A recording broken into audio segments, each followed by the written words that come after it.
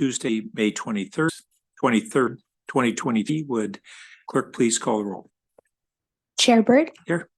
Councilmember Vinker. Here. Councilmember Lowing. Absent. Okay, thank you. So our first item is an opportunity for the public to comment on items that are not on the agenda. And I'll just note Councilmember Lowing has just joined us. So do we have any members of the public who want to speak on unagendized items? We do not have any request to speak. Okay, thanks. And we'll go right into updates on interagency activities. And I think our staff will probably mostly lead the way on that. Philip, do you have some reports? Yeah, I got a few quick ones. Thank you very much. Philip Camby, Chief Transportation Official. And I'll be very brief, and then we can get into our items for today. Just to note again, the San Francisco Creek bridge emergency repairs. There's been ongoing coordination between Public Works, the Office of Transportation, Caltrain, and also Menlo Park staff. We're reviewing the agreement, and Caltrain continues to coordinate and provide us updates. The Caltrain corridor study, there was a workshop held on May 17th with participants from various agencies along the corridor. The workshop focused on project objectives, timeline, and the hypothetical scenarios based on funding availability. And breakout sessions allowed the participants to provide feedback on scenario alignment trade-offs.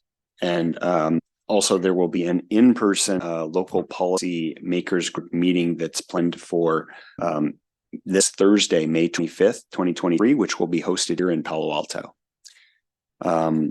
Onto the quiet zone study, which of course we'll be discussing later today. So maybe I'll save my intro later and give it a little bit right now.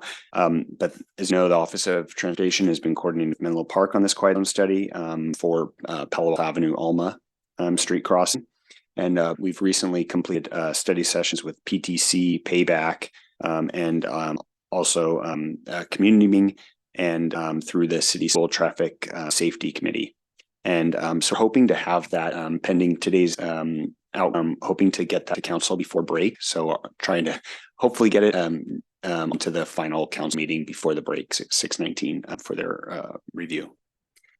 And then last item that I have is there was an ad hoc VTA grade separation meeting, which Chair Burt, I believe, is also the chair of.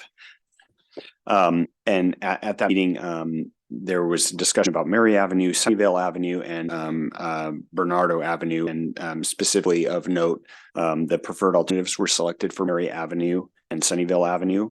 And Sunnyvale's collaborating with VTA Caltrain to finalize an agreement for preliminary engineering in the environmental phase. And the anticipated completion date for the environmental phase is the end of 2024. And Bernardo Avenue is a pedestrian crossing project. It's both City of Mountain View and because of the location, City of Mountain View and Sunnyvale are both working together on. And there's currently two alternatives that are being considered and are undergoing the environmental evaluation. And the environmental assessment expected to be finished by the end of 2023 with partial funding secured, and the full funding commitment is pending. And then final design phase to commence in 2024 after completion of environmental documentation. So with that, I'm happy to take any questions. I'm not sure if Chair Bird, if you had anything you wanted to add regarding the VTA ad hoc committee meeting. Yes. So we had good updates from the cities of Mountain View and Sunnyvale on their grade separation progress. And one of the biggest takeaways for me was Sunnyvale had updates on the bike and pedestrian crossings that they're pursuing as separate from the vehicular crossings. And the unfortunate news is that the costs are much higher than had been previously projected, and I think that we've been assuming for dedicated bike and ped crossings. They're a much greater distance because they go all the way across Central Expressway as well as the tracks. So the greater distance than we would have, but still on the one that is there, I don't know, at Sunnyvale Ave in the southern part of their city was like $90 million is the updated dollar amount. And as we've been very serious about dedicated bike and ped crossings, unfortunately, I think that we're going to have to factor in higher cost estimates for that. There are a range of funding sources for active transportation projects like this that go beyond what we have for vehicular grade separation. So it doesn't necessarily mean that these dollars will have to come out of our Measure B dollars or city dollars, that they are not cheap. And part of the problem is that they have to tunnels because with electrification, the to clear the catenary system is too great to go over. And so that was important news, not welcome, but important. And then I think one of the things that we'll tie into when we have our later discussion on our alternatives was just understanding a bit more on the design of the Rengstorff project, with it having a trestle bridge that they believe is going to reduce their construction time perhaps, and as well as reduce the bridge deck thickness, which reduces the impacts of the underpass going underneath and other factors. And then, as Philip mentioned, we're going to have the Caltrain has what's called the local policy maker group, which Councilmember Lowing is our city representative, and I chair as the Caltrain representative. And we're going to have the first in-person meeting of that in 3 years, I think. That's going to be in this room this Thursday from 4 to 6. We'll have a small reception beforehand because people are going to get to meet each other in person, those officials there. But it's really going to be a workshop on the corridor-wide grade separations and to really familiarize all the cities with these various factors and considerations that we've been kind of learning about and uncovering ourselves over the last couple of years, and to really look at how cities should perhaps be collaborating more if they're adjacent to each other. It's going to be a real active workshop, and so everybody's invited in addition to the LPMD members. So I just want to make sure folks know about it and are encouraged to attend. I think they would like to hear about RSVPs. So you could let our clerk's office know if any folks are going to attend, and they can pass it on to the Caltrain staff. And limited seating, sorry. Yeah, I suspect we if needed, this great thing about this room, we can open all these doors and fill it out. But so I think that's my updates. Thank you. Did you say it's 90 million for the underpass? It is, yeah. And the one that is at Nardo, there's a bike and ped one that they had previously put 50 million, and they're going to have to up their cost. Now that is even a greater distance because it goes and has to change its angle in between the halfway there, and it's crossing a major wide expressway. Yeah. So how much less ours would be, I don't know, but either way, it looks like higher costs than we were assuming going in Per square foot. Yeah. Per linear foot. Yeah. Yeah, sorry. Okay. That I guess concludes our verbal updates, and it moves us on to action. Is there any other? I was just going to check, do we need to take public comment on updates? It's not an action item. Oh, it's not. Or it's not an item per se, but if we have anybody, do we have? Chair, we do not have any requests to speak. Okay, thanks. All right. So our next item is review of the conceptual plan for quiet zone implementation at Palo Alto Avenue and Alma Street, and a recommendation to the council for approval. Okay, thank you very much. I'm Philip Cami, Chief Transportation Official again. Actually, we are going to have a consultant give this presentation that's before you. I guess I introed this a little bit, the updates, but noting that, today we'll be reviewing a conceptual plan for quiet zone implementation that we, pending your approval and feedback, would be sending to council in late June for approval. And we really coordinated very well today because we've got all of our consultants here today are named Peter. So just not to keep things, make things too confusing, but we have our consultant who's, I believe, is joining us remotely. Yep. Oh, there. I see him on screen. Yes. I am. Can you hear me? Yes, Yeah. we can. Hi. Great. Well, good afternoon, everyone. This is Peter, number one, I guess, Peter Meyer with Kinley Horn. So, Ripon and we controlling, great. Okay, so just a short presentation here to kind of talk about a quiet zone feasibility study we've been working on with both Menlo Park and City of Palo Alto, where we're at some of our results and kind of next steps in phase of the overall project. So, we'll start here with the quiet zone basics. What is quiet zone? Specific study that we're looking at right now in relation to Menlo Park and Palo Alto, the quiet zone process, and then again, we're at to date and what would be left to bring this project to a conclusion. So, okay. So just some basics. Why do trains sound horns? So railroads are regulated by the Federal Railroad Administration, the FRA. The FRA requires train operators to sound horns as they approach areas where the railroad intersects a roadway, railroad crossing.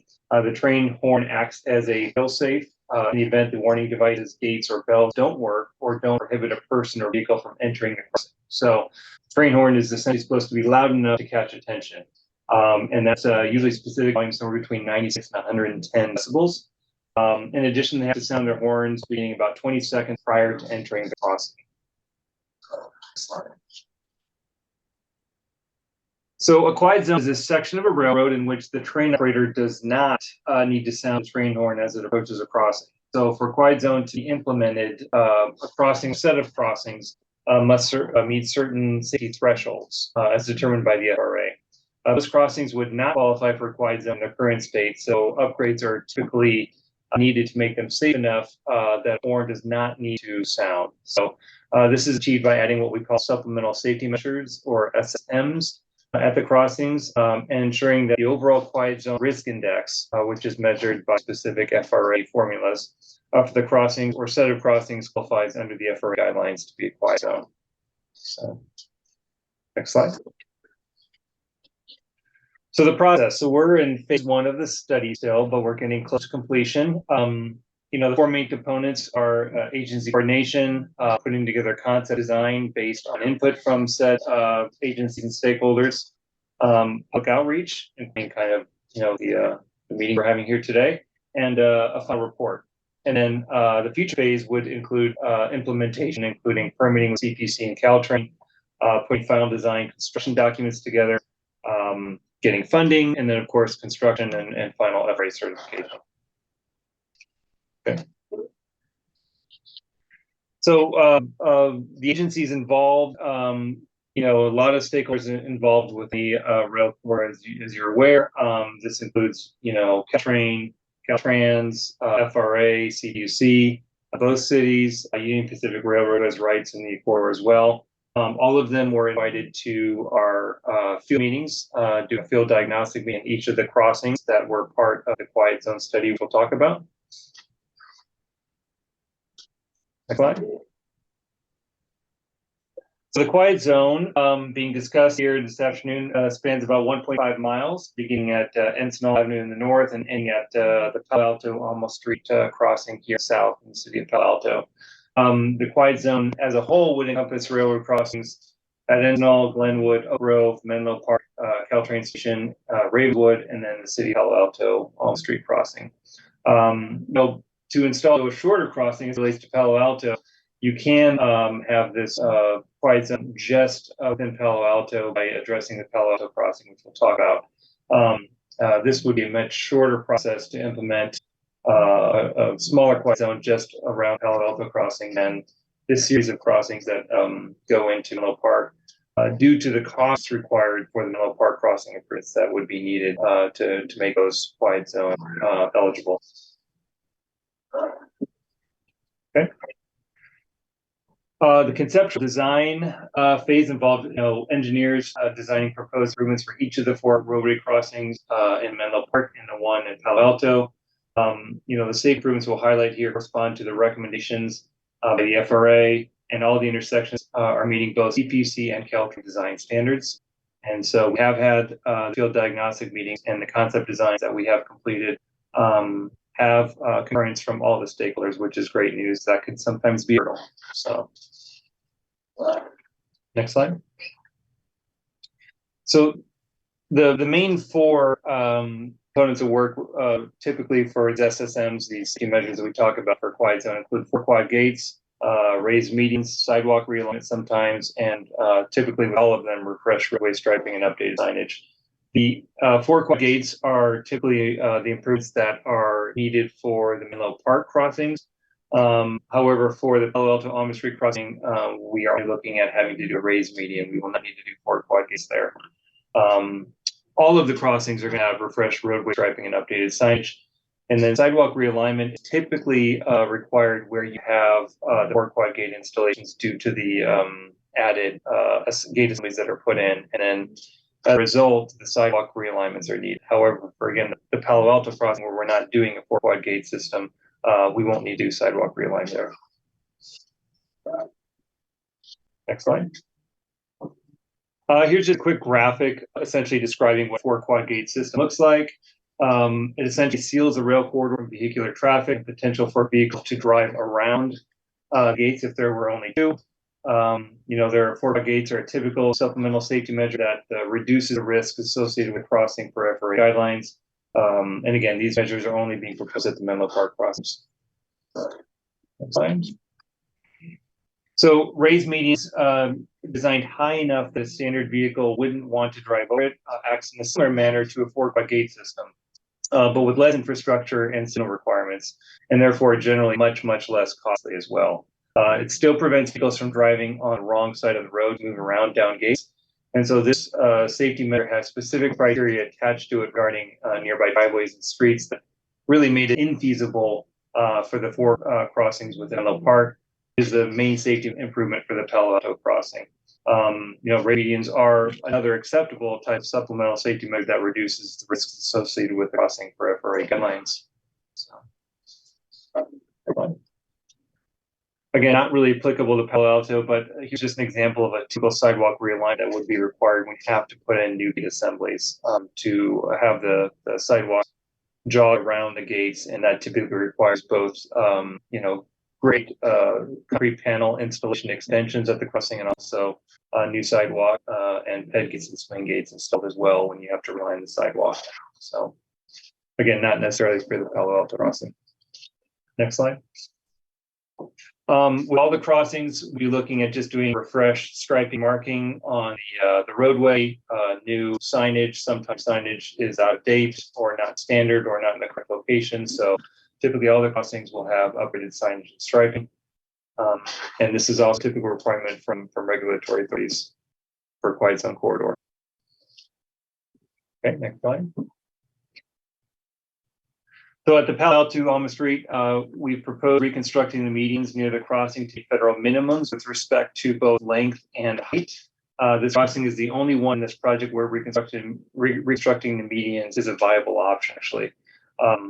Because we're proposing to install new medians, the 4 quadrant gates are not necessary here, nor the reconfiguration of the sidewalk.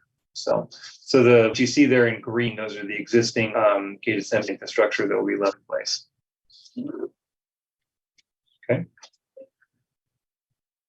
Another component of this first phase of the project was a public outreach where we had, public meetings with the general public. We've had a number of meetings with both City of Menlo Park, City of Palo Alto boards and committees. All throughout the processes, we've been getting good feedback and implementing that into our designs, and that will help us moving forward with finalizing where we're at with this current study, which will be a final report summarizing everything we discussed in the concept designs, which is here on the next slide. So essentially the final report and it summarizes everything we've done, concept designs, and provides recommendations to the cities on what would be needed for implementing the quiet zone in both municipalities.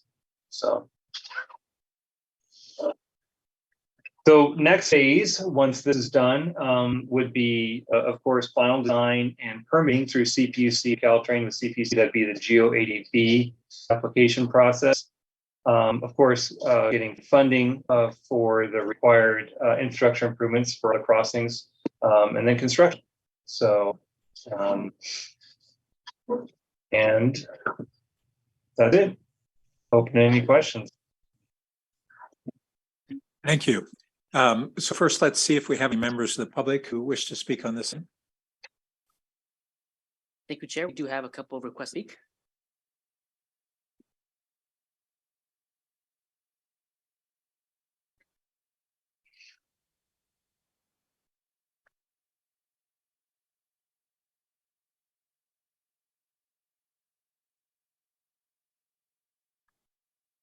Our speaker is Ron Roth.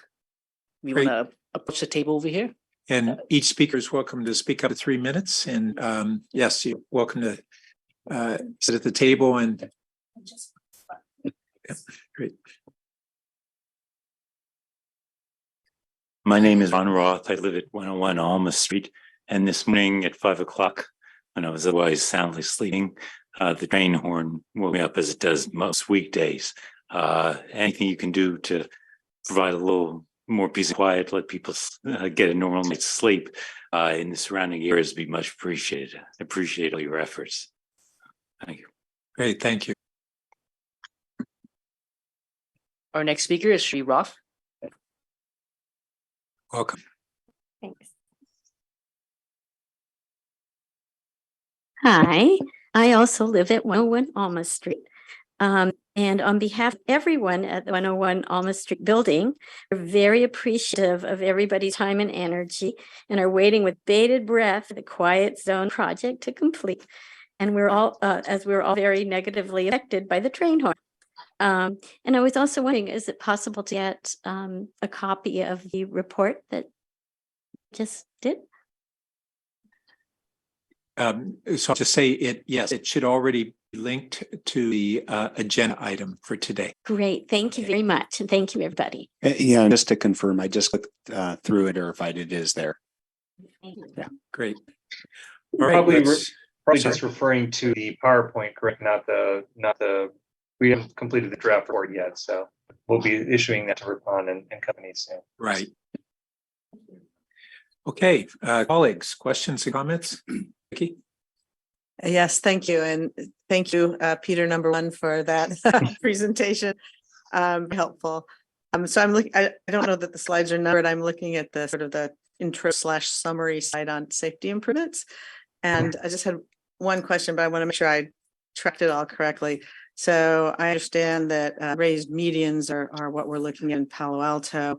And while Menlo Park may need the 4-quadrant gates and the sidewalk realignment, it looks like we do not. Is that Correct. did I understand that correctly? Okay, and obviously all of us would get the refreshed roadway striping, updated signage. Mhm. My question is just about the 4-quadrant gates. I'm wondering, given if we pursue raised median, would there be any significant incremental safety improvement there? And, then what would be the marginal increased cost for that? I'm just wondering if it were worth it or if it's just not something that we should consider doing in addition. Is it belt and suspenders or is it helpful? Yeah, well, I'll let you come to your own conclusions. But to answer the first part of the question, essentially the raised medians and 4-quad gates do the same thing. So when we're talking about the raised median, they need to be 8 inches high, and that's kind of the threshold that everyone wants to see for the median to qualify as a median for a quiet zone, because they want to make it very difficult, if not impossible, for a car to travel over the median and go around gate, right? So essentially, that raised median at 8 inches in height does the same thing as a 4-quad gate system does in terms of sealing off the corridor and not allowing vehicles to go around.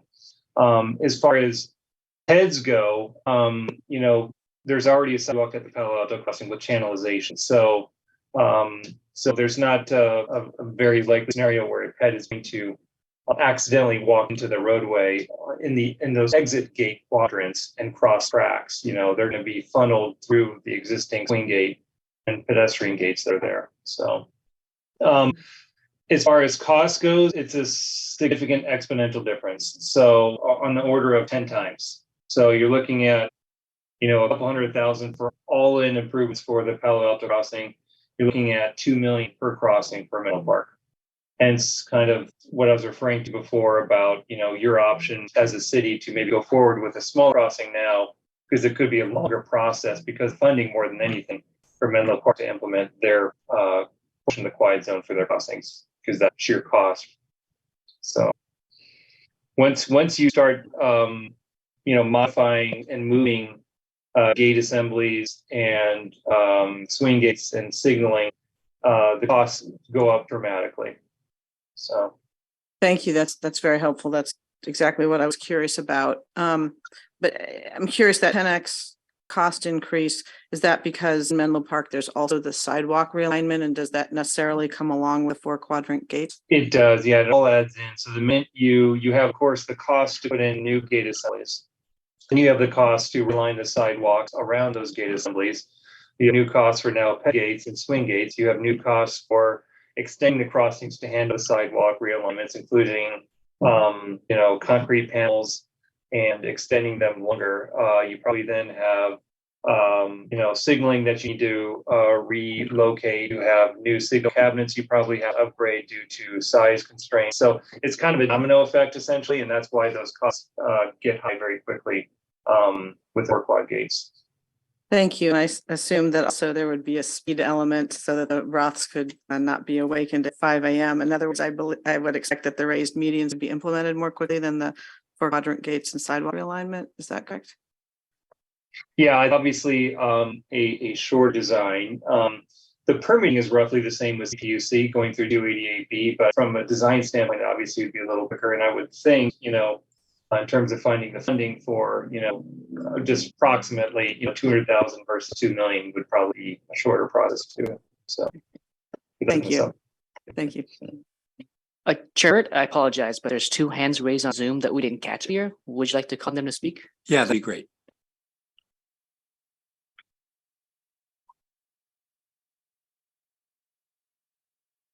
Okay, our next speaker is Adrian Brandt. Thank you for the opportunity. I am a member of the Caltrain Citizens Advisory Committee, just for identification purposes. I'm, however, speaking on my own behalf as a private person. Regarding the preceding conversation, I just wanted to add some comments. I will note that happily on the Caltrain line, there are extremely few crashes or incidents related to what is known as a drive around, which is specifically what the quad gate or the raised median is designed to prevent. We are fortunate in that I guess drivers here are very well behaved compared to the Bright Line in Florida, where they're having all the crashes, and we do not have a problem or history of really many that I can remember going back for decades of crashes related to drive arounds. So that's we can take some comfort in that. In fact, there's no reason why it would increase with this quiet zone. The other point I wanted to raise, I noticed in the Palo Alto Transportation and Planning Committee meeting, there were some members that were concerned about the trains not blowing the horns in case the crossings were malfunctioning. That was sort of touched on in the presentation just today. And I will know that the flashers have a little window that shines light down track that allows the approaching train operators to see that the crossings are indeed working correctly. They can observe that the gates are down. And there, in fact, it might be something you might consider exploring with Caltrain, but I've seen crossings where there is a white flashing light attached to the gate that shines down the track. And I've seen that used in Europe on railroads too. Again, the purpose of that being a very clear signal to the oncoming train. And in fact, the gates are working, they're down, and there's no need to blow the horn. Conversely, if it's not lighting, flashing, then they can blow the horn.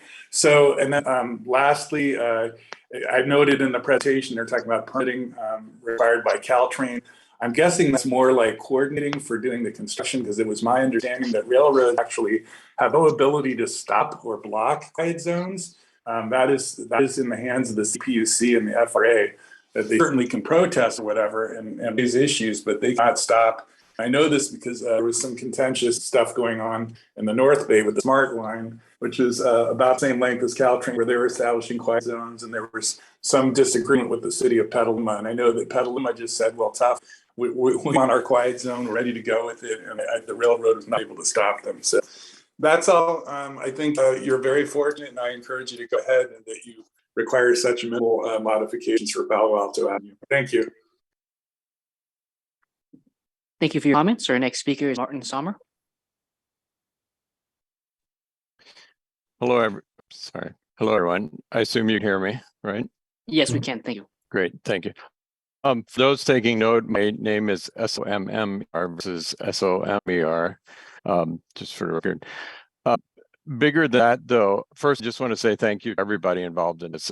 There's a number of things coming together here. It's obviously the rail committee, city council, but also taking it up across the creek and actually working with Menlo Park City Council also. Thank you very much.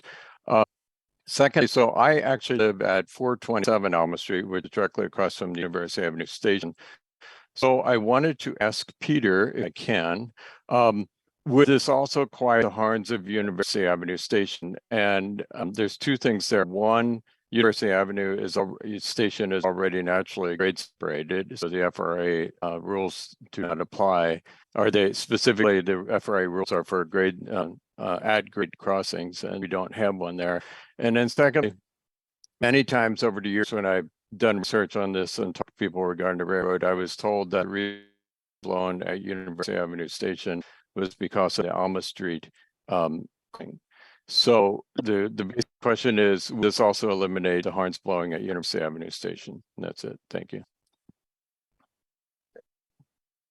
Yeah, with that being, a great separation, like mentioned, what you're probably hearing is the advanced horns as it comes up to Alma Street crossing.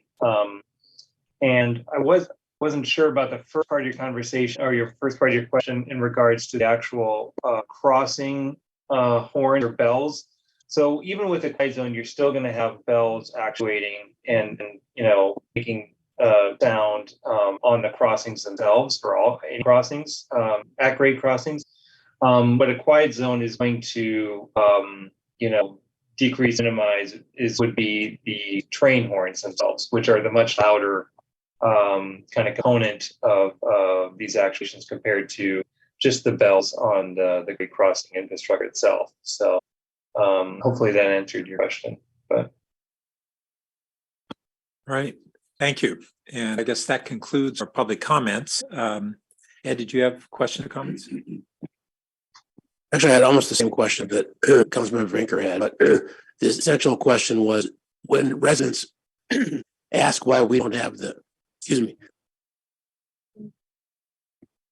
when residents ask why we don't have the 4 grade crossings too, I wanted to know if it's a safety answer or a cost answer, and you basically said it was both in that order is the way that I heard it, that it's perfectly safe the way we have it compared to the grade crossing. So that was the essence of that question. It was containing your last answer to her, so I thought that was very thorough.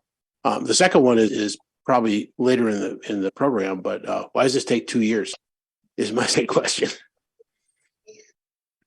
I think I can try and address that, Peter. I'll let you off the hook here.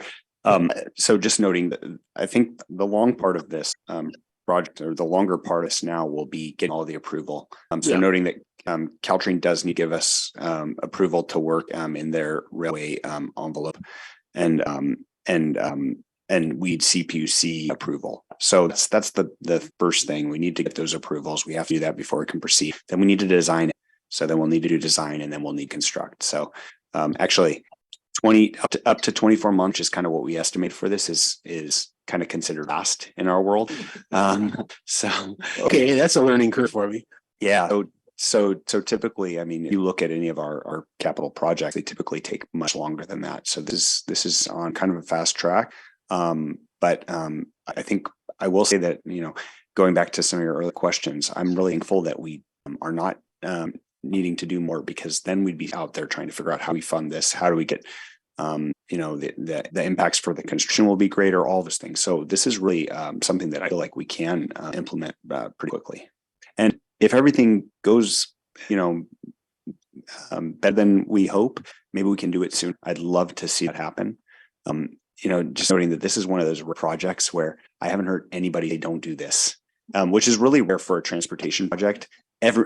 I've received a letter thanking me for, thanking us for working on this.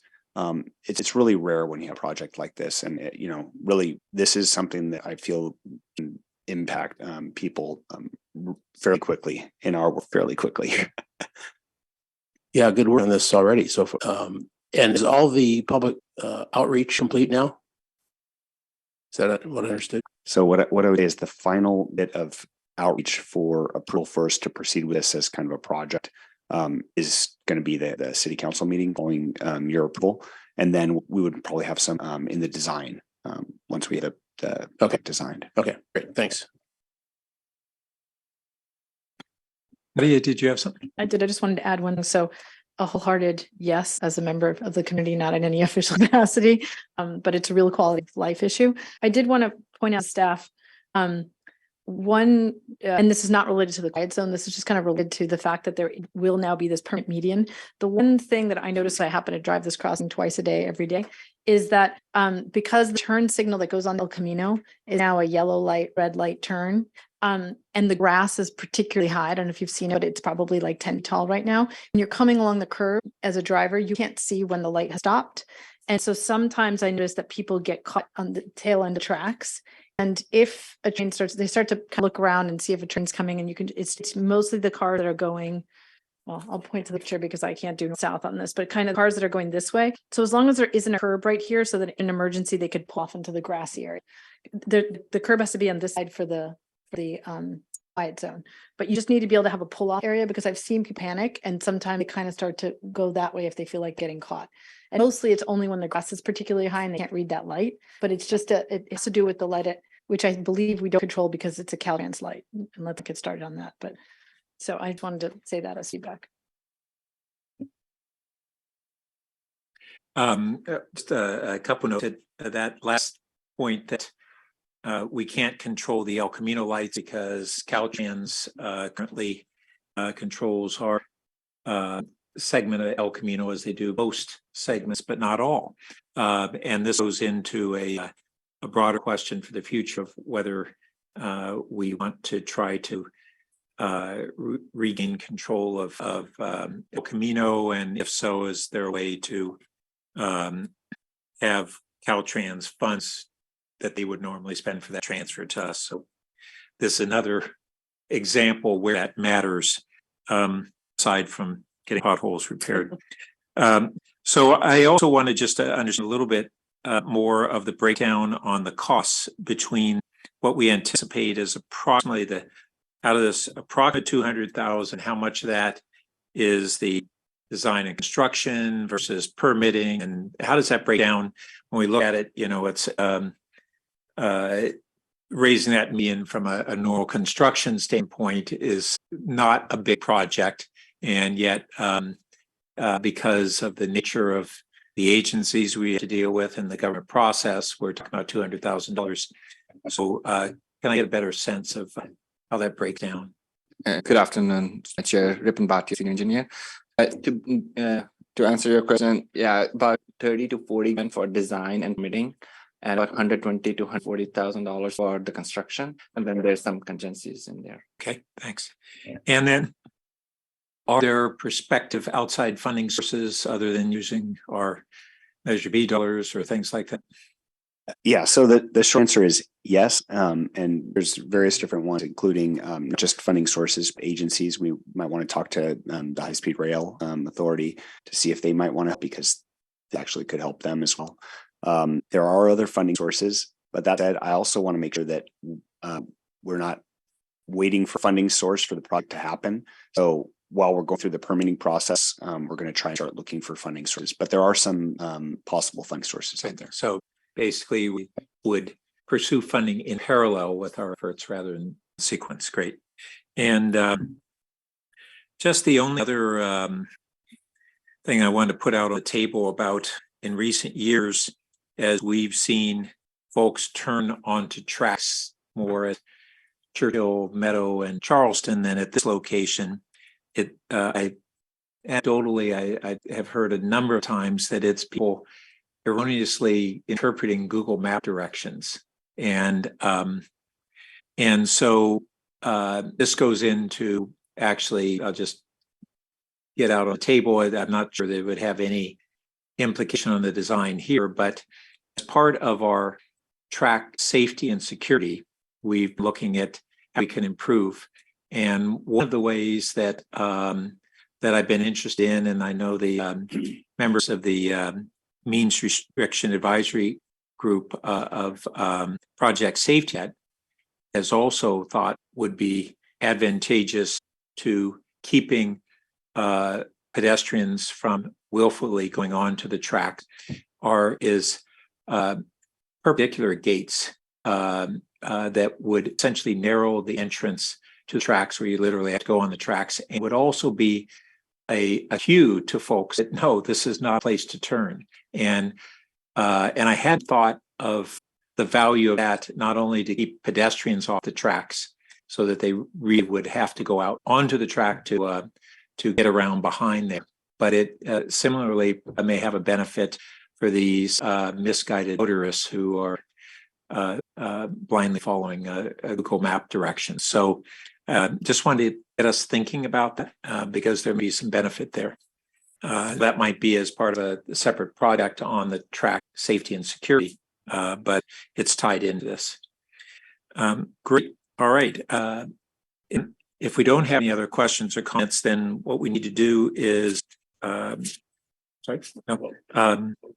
we need to have a motion to recommend this to the council. I don't see a draft wording, but it's basically a recommendation of the quad Concept plan. Yeah, so it's given the recommendation there. It's to review the conceptual plan for zone implementation at Balto Avenue, Alma Street, and recommend to the city council for approval. So wrong page. Okay. no problem. I'll be happy to move to recommend to the city council the approval of the quiet zone recommendation. Did I say that right? Or close enough? Conceptual plan. Conceptual plan words have to be in there too. Okay. Great. Any other discussion?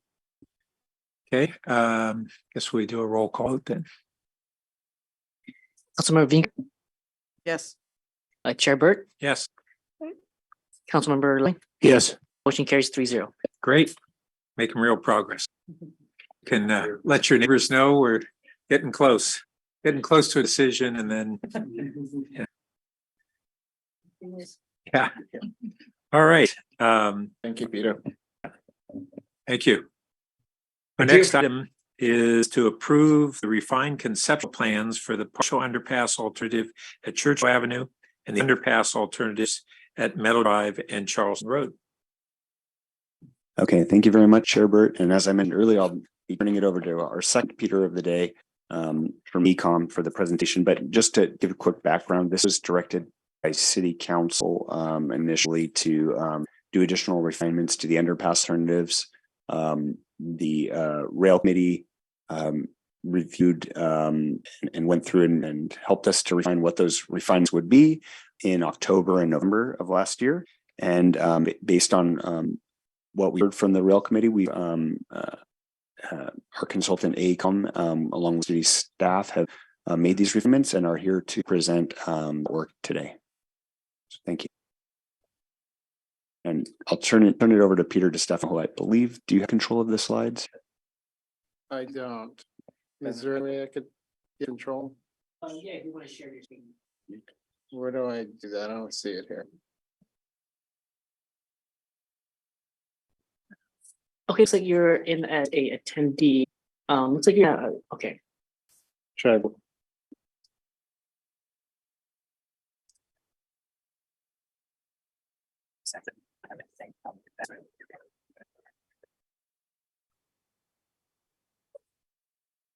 Okay, so Thank go to you. panelists. Now you click share screen at the bottom right. Perfect. Thank you. And then, you can probably do window or entire screen.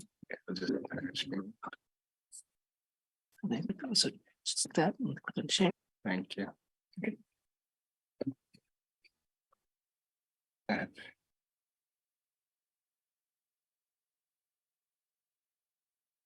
Okay. So, good afternoon again. It says slide. Oops, what happened there? Yeah. Okay, so got Ribbon. I'll just briefly summarize again. In summer of 2022, we received comments from various stakeholders, including PAUSD, Payback, Stanford, the School Transportation Safety Committee, and also some members of the community design engineers who were involved in the design of the grade separation alternatives. So seeking their feedback and comment, we conducted study sessions with the Rail Committee and got directions on discussions on some of those measures that we could incorporate in refining the alternatives. So the alternatives that we have been looking at are the underpass alternatives for Churchill Avenue, Meadow Drive, and Charleston. So at this point, we were just looking at those underpass alternatives for these three locations that we are upgrading, updating with the refinements that we discussed and brought forward for discussion at the previous study sessions. And I want to give that background because there's some of the rail members member line as well as Vinka was not at that rail committee sessions, but those were the discussions that led to the more refinements that we are looking at. So that Peter, you can go ahead and provide that. Very good. Thanks, Ruben. And I'll first want to start off. My name is Peter DiStefano with AECOM, civil engineer, and I want to concur with what Phil said earlier about 2 years being a relatively short duration in the grand scheme. When I first started on this project, I didn't have any white hair. So kidding aside, let's dive right into the design revisions that we're going to first talk about Churchill, and I'll pause it at Churchill. And if you have any questions about Churchill, then we'll proceed to Meadow and Charleston. So in this first slide here, we increased the ramp width in the center of Kellogg to provide a little more room for pedestrians and bicyclists. We increased it from 10 to 12 feet. And Rip and I also met with the fire marshal as well in November, and to accommodate emergency vehicles, Kellogg was widened about 5.5 feet on each side of the road to provide 16-foot lanes, as you can see on the cross section, on the typical section. Tree removals and relocation of the overhead electrical lines will be required to accommodate the widening. The back of the sidewalk, as you can see again there on the typical section, will remain where it is today, and property acquisitions along Kellogg would be required as configuration. But again, there'll be a little bit of widening, the pavement widening shown there in purple. So that pretty much summarizes what the update we're doing in Kellogg. And we also made some refinements along Alma Street to provide a little bit safer and more pleasant experience for pedestrians. We added a 4-foot buffer or / landscape strip, again, to provide a safer, more pleasant experience for pedestrians. This requires a partial property acquisition, the parcels fronting Alma from just north of Kellogg on the left side of the screen to just south of Coleridge on the right, the total length of about 1/4 mile. We also made some revisions to the ramp layout on the west side of the tunnel near the high school side. The configuration of the ped and bike path here next to the high school has been revised to minimize potential conflicts with bicyclists traveling in opposite directions on the Embarcadero path. A one-way path and each side of the ped bike ramp is now provided as shown on typical section. This was actually a suggestion made by one of the community members. I think it was someone from Payback, I believe. Yeah. So this was a really good suggestion. What this does though, it makes it a little wider footprint. So the bleachers on the high school would have to be reconstructed in the configuration.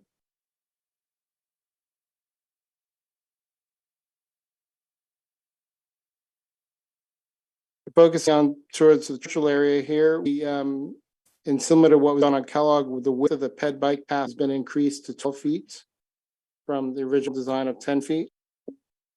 That's shown there where the yellow arrows are pointing to. We also made some design updates to the underpass itself. The bridge geometry over Churchill is modified to reduce the span length and to minimize property impact near Mariposa. There was removal of the center bridge column, and that allowed us to move the south abutment or the bridge support on the right side of the screen there, move it a little bit to the left or a little further north, away from the home on Mariposa. So that resulted in some reduced construction costs.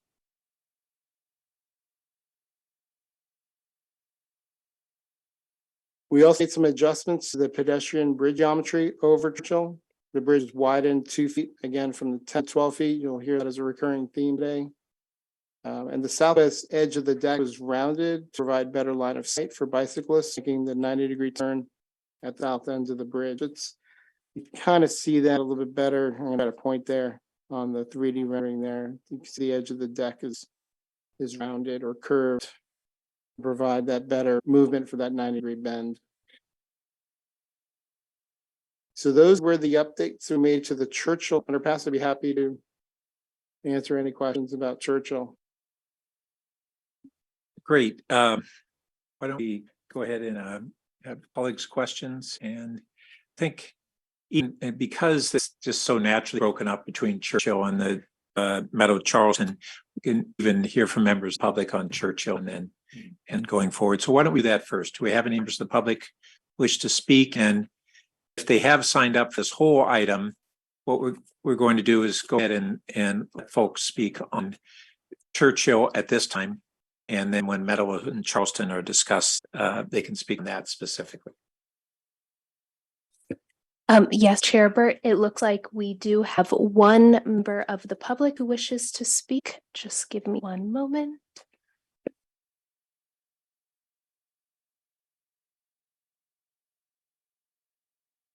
Oh, I seem to not be able to share my screen because of the presentation, but Martin Summer, you can go ahead and speak.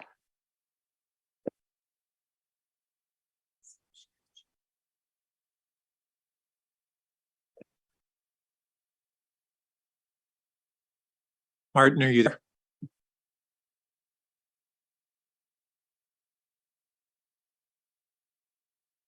Okay.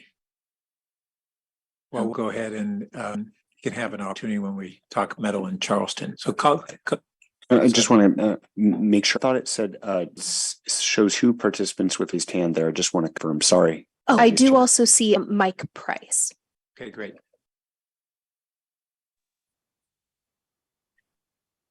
Yes, can you hear me? Yes, we can. So I have a question regarding the right-hand turn pocket on Churchill Avenue turning south on Alma.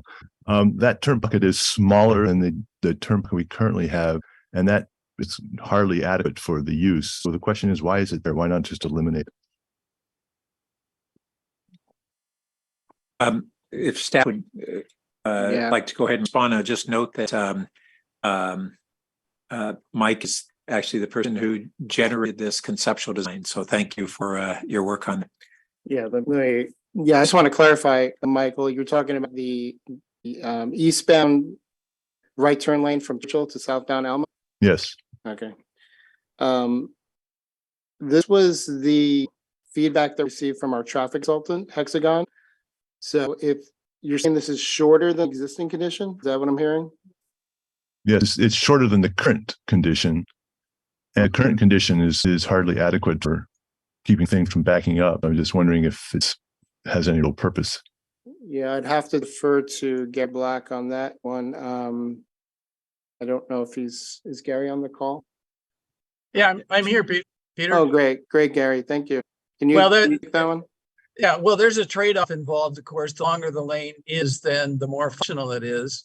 But then there's additional, width considerations of lengthening the right turn lane. So it does benefit the operation to have the turn lane there, even though it's shorter than existing lane. I guess the short answer is we don't recommend removing that it has some benefit, and if it's shorter than the existing condition.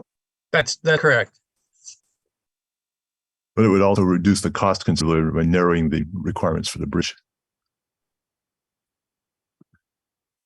Yeah, again, there's some jobs that Gary said. Reducing the span length, I think in this condition isn't going to likely save a lot. And I think the traffic operational benefit would be pretty significant if this could potentially avoid queuing back towards Castellea, towards El Camino as well. Gary, blocked pretty quickly by people wanting to turn left. And so the utility, I think it just needs to be molded. Thanks. I'd like to add that whenever the signal turns green, that doubles the capacity of throughput during the signal operations time. So it definitely helps in traffic flow and makes sure that when the queue dissipates more quickly, and of course it builds up, but then it will dissipate more quickly. Otherwise, the queue lengths will be much longer and they will not be able to dissipate in 1 to 2 cycles. Okay, and I got a note from Martin Summer, who thinks he's muted on our end. I'm not sure that that's the case, but I want to give another try, make sure You said on our end.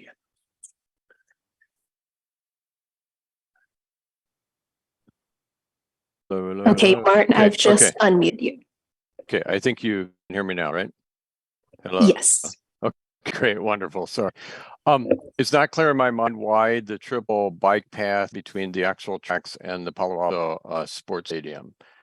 It seems to me that there's 3 bike paths there. One is offset in the center by height, and I'm curious why that is. That's it. Thank you. Does that make sense? I'll go ahead and ask the consultants to comment on that. Do you want to do that or you want to do it? Staff. Okay.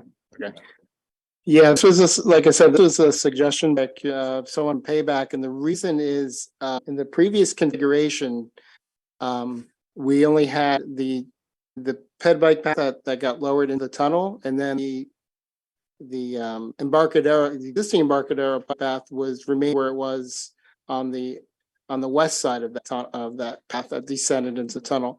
The problem with that configuration is that it created potential conflicts with bicyclists traveling in opposite directions. So this configuration avoids that conflict. We had a slide from the November rail committee meeting that showed that a little bit better. I don't have it in this presentation. So if you get a hold of that presentation and look at that slide, I think it'll be pretty clear and obvious what we're trying to accomplish here.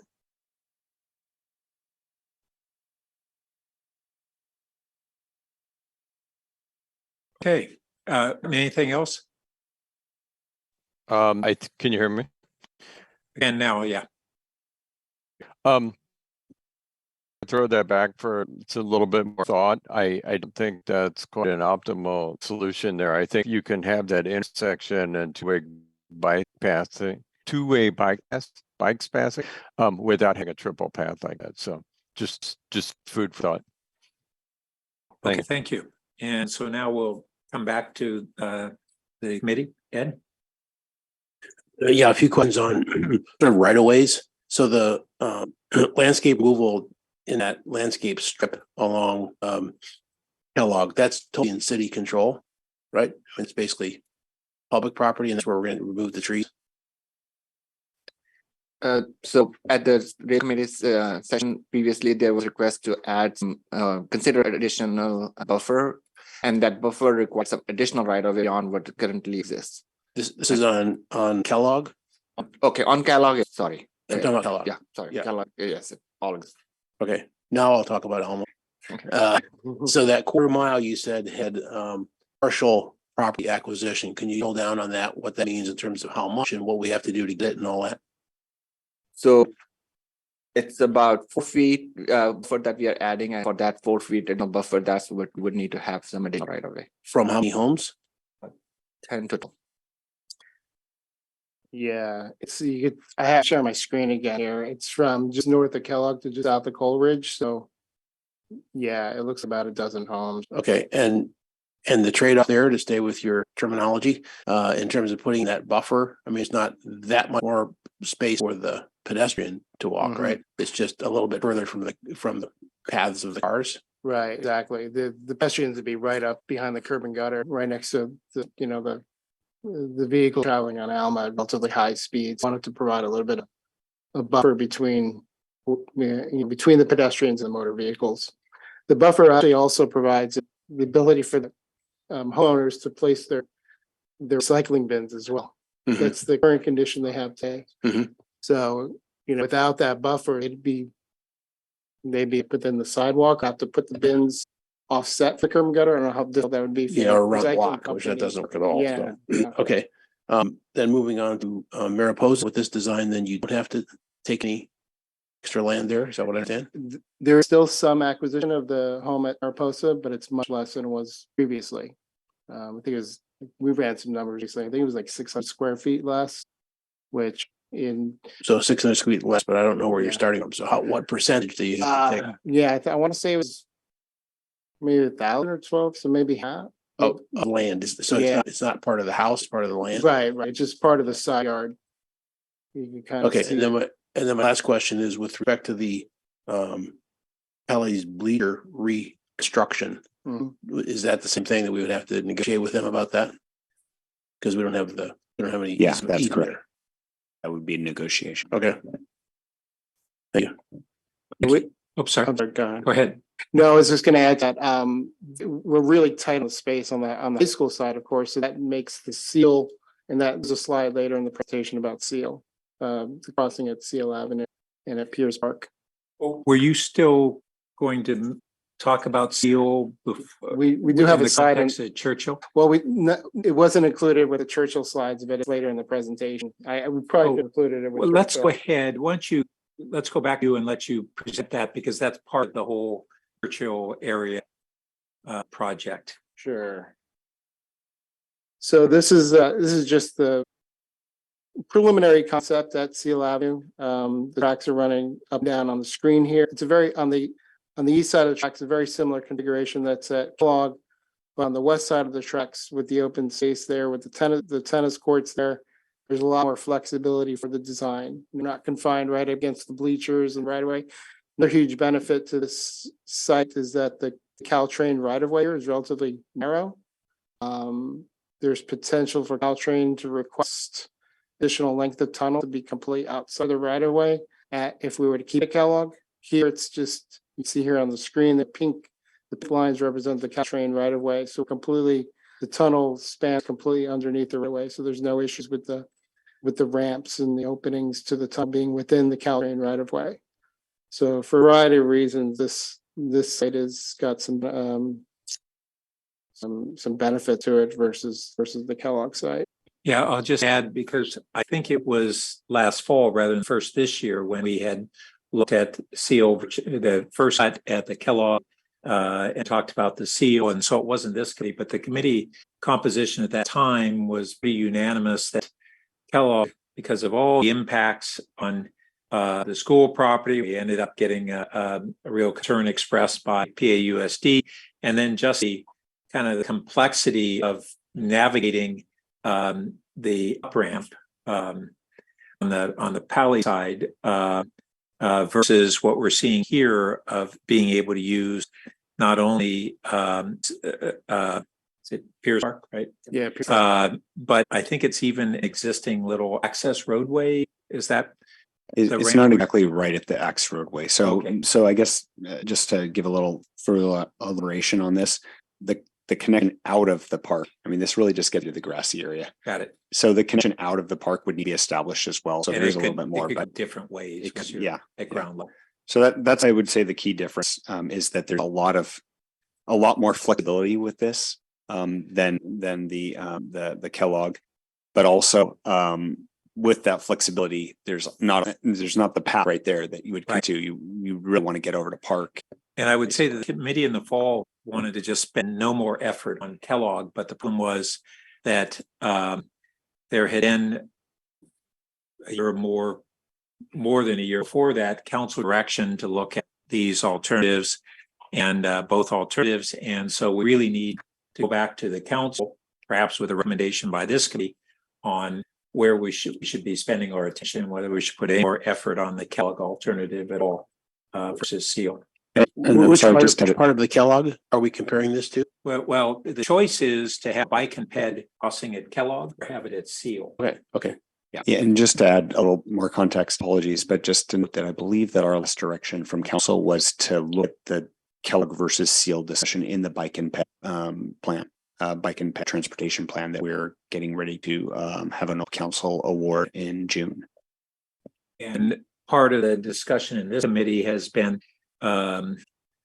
whether we would be disadvantaged to wait in that whole sequence because first, we've kind of come to recognize that there's a good chance we'll want to go ahead with bike and ped crossing here and perhaps down south, precede the vehicular crossing so that it's in place, so that bikes and peds will continue to have full access when we do the vehicular construction. And second, we've been told by VTA, Caltrain, Senator Becker staff, all that there is this prospective funding for active transportation crossings like this that is available and won't necessarily be available in the future, and that we may want to be jumping on getting something ready to submit for grant approval. And if we wait for the bike ped master plan, which we all have discussed is a couple years behind us right now, it would be commenced soon, but then take when long before it would be complete? Yeah, I really hate to go back and like rehash the whole schedule, but just we're not multiple years behind, or something like 6 months behind when we had originally planned. But I don't want to go through the whole schedule of that. But the reality is the bike and ped plan will take probably about 18 months to complete. But that Kellogg versus SEAL discussion is meant to be front loaded. Well, really just in general, Caltrain additional grade crossings is meant to be front loaded as part of the outreach process, which frankly, I would recommend that if rail committee is considering selecting a new location for a crossing, that there's going to be some outreach that is necessary. So not trying to say that rail committee can recommend that we discontinue discussing one of the locations. I think that's actually probably really appropriate for this committee to do and to make that recommendation to council, but noting that there is some community discussion that needs to occur. In order for, say, the seal to occur versus it may be an easier decision on what not to do than what to do. Yes. Okay. All right, Vicky? Thank you. And Councilmember Lowing, I think you're getting me back for having asked all your questions on the budget last night before you had a turn, because those were pretty much exactly my questions. So I have a couple of comments on the answers. So with respect to the Kellogg crossing and the bleacher reconstruction, can you just talk a little bit about how extensive that is and what the PAUSD role would be in terms of sorting that out if we want that out? I just want to say that any of the negotiation that would need to occur for any type of right of way would be a negotiation. So I think the path to that is dependent on what's necessary. The bleachers is obviously a little easier to navigate than a house or someone's property, but it would be a discussion. I mean, that's really what any of the negotiations would be for any type of right of way. Yeah, I meant more physically. Do you have a sense of what the ask is? Is it feasible in our view? I mean, it must be, but could you just talk a little bit? What are we asking them to do? Do we know? I understand it's negotiation, but yeah. Oh, sorry. Apologies. Yeah, no. So I think no. The answer is no. We're not trying to design the bleachers specifically, but we know that the current layout would need to go under what is existing bleachers partially. So it could be that the bleachers actually don't need to be relocated. They just need to be redesigned. It could be we have bleachers going over part of this bike path. That's a possibility, just depending on design. We haven't gone to that level of design this early conceptual phase. It's just noting that the current layout would overlap with the current bleachers, a portion of the current bleachers, I should say. Yeah, that's all kind of EBD. And if I might add on the current bleachers, it's not really feasible to relocate them. So I know those pretty intimately. I spent half a dozen years on the chain gang for the football team on that side of the field, visitor side, and there's no room. So it either would be to reduce the size. If you were not able to build underneath it, you'd have to reduce the size of the visiting bleachers, or move the entire football field, track, and home field bleachers on the other side. So, okay. I wouldn't hold my breath on that. That's exactly what I was wondering, was how potentially involved, how big of an ask, that kind of thing. So yeah, and I want to add some another complexity to that is that those Embarcadero bike is also in Caltrain's right of way. So it's going to be a 3-party agreement and negotiation. So not only city and school districts also will bring in Caltrain and JPB into that conversation. So it's becoming more and more complex. Got it. So it does sound quite complex on the Valley side, though I am sympathetic to the homeowners on the other side, the 4-foot buffer. We talked about that if we have that, the benefit is to the pedestrians being distanced from the car, and also this the recycling bins. But I would suggest that if there were a way to make the pedestrians, an alternative way to make the pedestrians safe, that perhaps we would ask those homeowners they would prefer to have to put their recycling bin out on their driveway somehow and negotiate that and not lose the 4 feet. I mean, I think that's a significant decision that perhaps we should get feedback on. But because of that, and I was going to ask the same thing about a Mariposa land acquisition possibility. I would really like to see us continue to take a hard look seal. I had that same question about what happens to that ramp when it gets into Pierce Park, and sounds like we still would have to think about how that access the roadway, both for general use and to Pally. But with respect to Pally, sounds like we may not have gotten there yet, but I'm wondering if we've looked at for students who approach Pally from the south, from that side, how many of them actually would find it closer to access it from Seal versus from Kellogg. My thought is that there's not that many further north, that there's a lot of them would be coming from south, and so perhaps Seal is even easier. But do we have any sense of the students' use? Because the one thing we don't want is for them to try to, someone not use these and get around them. No, that's a great question. So the answer is we do have that data, and that's part of what will be looked at in the initial phase of the bike and ped transportation plan. So Pally had they didn't call it a heat map. What do they call it? A dot map that we finally got. Took a little while for us to get it. So that informs us on that. But I'll just add that in that context that you're talking about, we look at the groups of students who are trying to cross the tracks to get to Pally. And in this vicinity, there are ones who are essentially north of Embarcadero. And then there are those few that are in between Embarcadero and Churchill Seal area. And then there are the ones that are coming from essentially east of there and south of Seal. And they're the number the ones who are north of Embarcadero would be able to use the hopefully soon improved connection between Emerson and the underpass. And maybe you can give us a little up, because that does tie into this question he was talking about.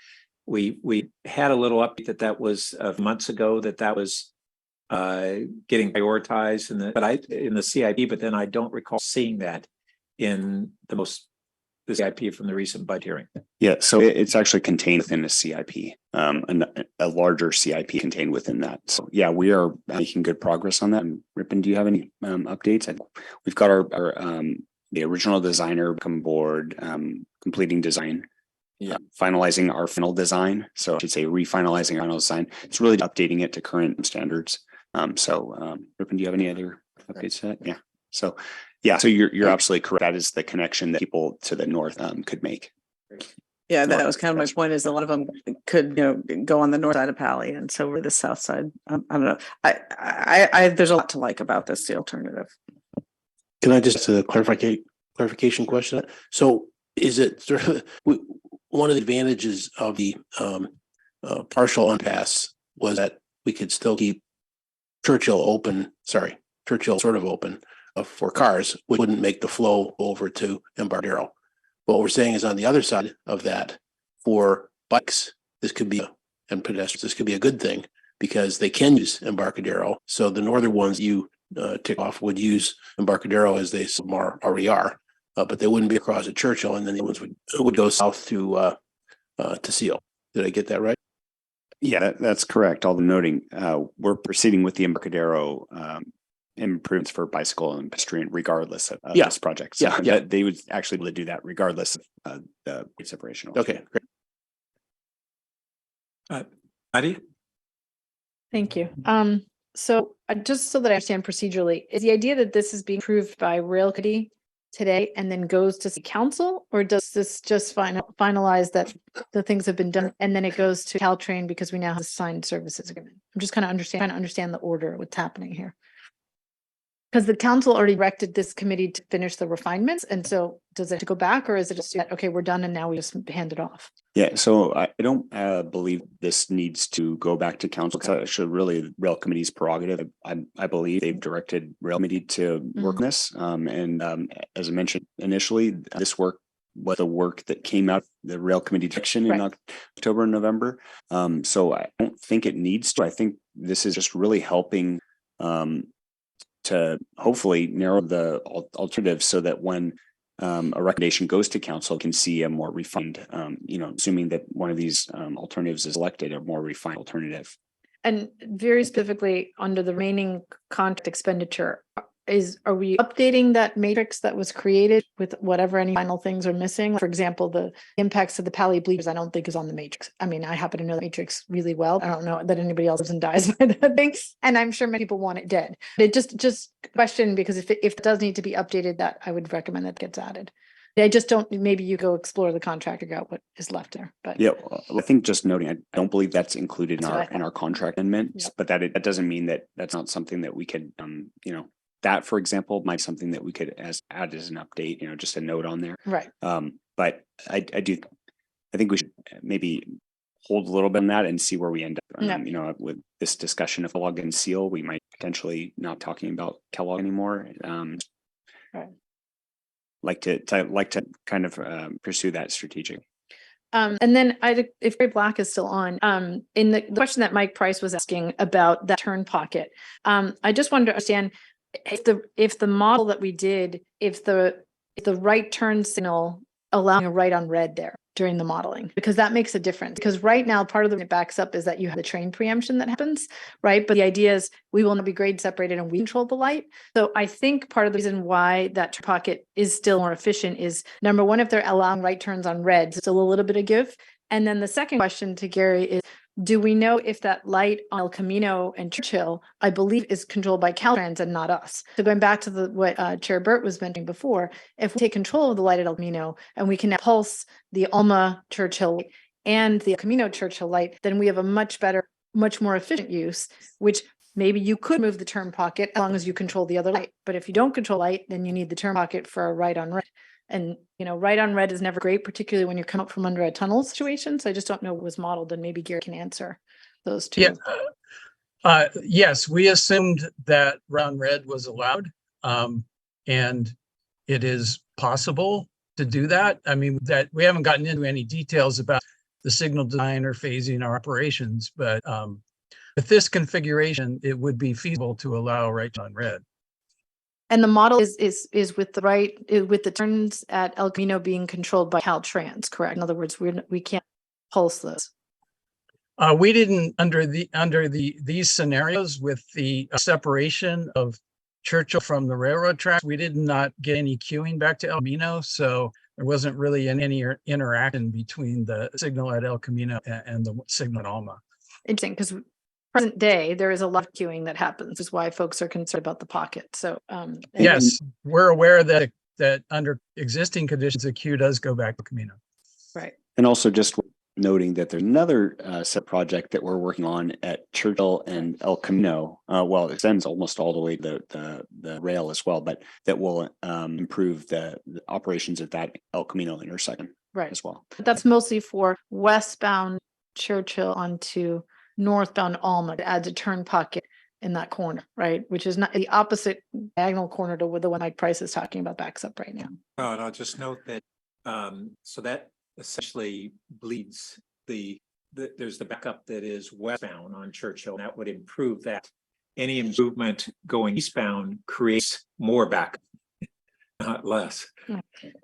Any improvement coming off of El Camino onto Churchill eastbound without relieving it at Alma creates more backup rather than less. That's that whole inducement problem.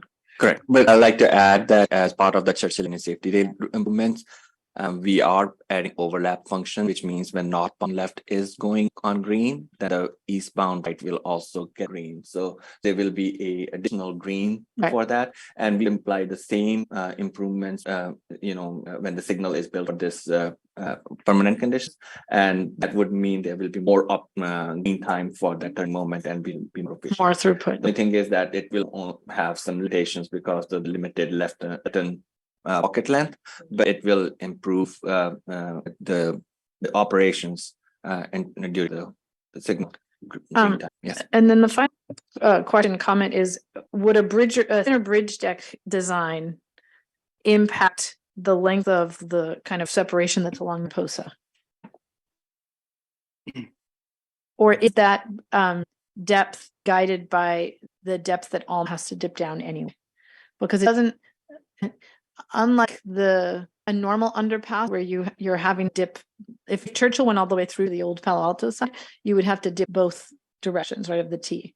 But in this case, only dipping one side. And so we have kind of a bit of ground to play with, and that we can dip Alma as much as we kind of need to. And we're not dipping the far lane of Alma that's going northbound.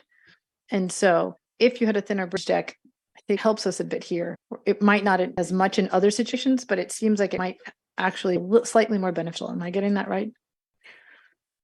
I wasn't sure where you're going, but I think in general, that, reducing the bridge deck is going to help, because then the roads don't have to be as deep as and low in elevation. So I wasn't following all what you're saying there, but so what I'm saying is in a normal intersection, when you're lowering all four parts of the intersection, right, Okay. meaning the throughput on the other side, Right. then you've got to deal with, how much the intersection, all of Alma drops, right, and everything. In this case, because we're leaving the far side elevated, we're only dealing with the west side of tracks, and then you're only sinking the one lane along Alma. So you can actually get a little more bang for your buck with a thinner ridge deck, right? I see Ripon is shaking his head vigorously. So Ripon understands what I'm saying. I'm not sure that Peter does, because he doesn't know roads as well. But Yeah, and effort will be made to make sure that it is minimized as we do the design details in the next phase. But Yeah. yes, we have that in consideration as we move along. Yeah, the part that I wasn't following when you said dipping one, would you say dip one side of? right, because Alma has let's see if I have a better picture, but one lane is staying down, but we have a retaining wall, right? Only one lane is going down. Whereas if you have both lanes and the throughput on the other side, if Churchill on the other side of Alma also had to dip, then you have a whole different, you're dipping all the entire, you're depressing the entire intersection. In this case, So depressing one the side. east side of Alma, or we'll call it northbound Alma, does not dip. Exactly. That's right. And the west side, the southbound, has a retaining wall, so it wouldn't benefit from having to not go down as deep. Whereas, and not is on something I wanted to understand. Maybe it's just that refinement we can't really quantify yet, but as the starting point of the down ramp, eastbound Churchill, if the bridge deck is reduced by perhaps 2 feet, how much impact does that have on how far back you have to begin the down ramp? And connected with that question, I assume that the 12% grade that we're having is the max allowed. Is that correct? I mean, you could go steeper, but we use that kind of as a maximum preferred.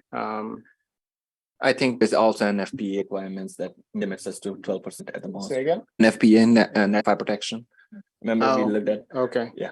And so yes, I would like to add Nadia, the clearance underneath the bridge will be maintained, and from that point the transition will begin westerly towards on that leg, right? So the constraint point, the most eastern, the western point, constraint point would be the minimum depth that you have to maintain under the bridge, and then go towards the transition to meet. Right. So if the bridge deck is reduced by say 2 feet at a 12% grade, how much does that pull the whole underpass eastward, the starting point of the underpass? Right. I don't have the exact number, but I'm sharing my screen here again. Basically, if you raise the intersection up, that T intersection, by reducing the bridge thickness, all the purple area gets tucked in a little bit. So you don't have as much reconstruction. It's probably not going to be a lot. Yeah. But it happens along Churchill and along Alma. Yeah, absolutely. So each end will get reduced. So for every foot, if that 10% would be 10 feet, right? So at 2 feet would be about 20 feet. Yeah. And general. I don't think it's quite as simple as that, but it's on the order. It's on the order. Yeah, it's a ballpark. Yeah. So I'm trying to recall. So the homes that are on Churchill, between Mariposa and Castellet, I'm trying to recall what were with the current design, what's the impact on their access? Was it that they were going to have to? How many homes are in between there? Is that I think there are total 3 homes, one facing each home, and there's one tucked in me, I believe. That's right, yeah. Yeah, and So those 3 homes, the 2 have the access from like the Mariposa and Casaleja. The one in the middle will lose the, will be limited to right in. yeah, and I'm just, And the parking in their frontage will be limited. oh, they still have right in, right out. Yes. Yes. Okay, But if you say 10 feet, you might. 10 or 20. Yeah.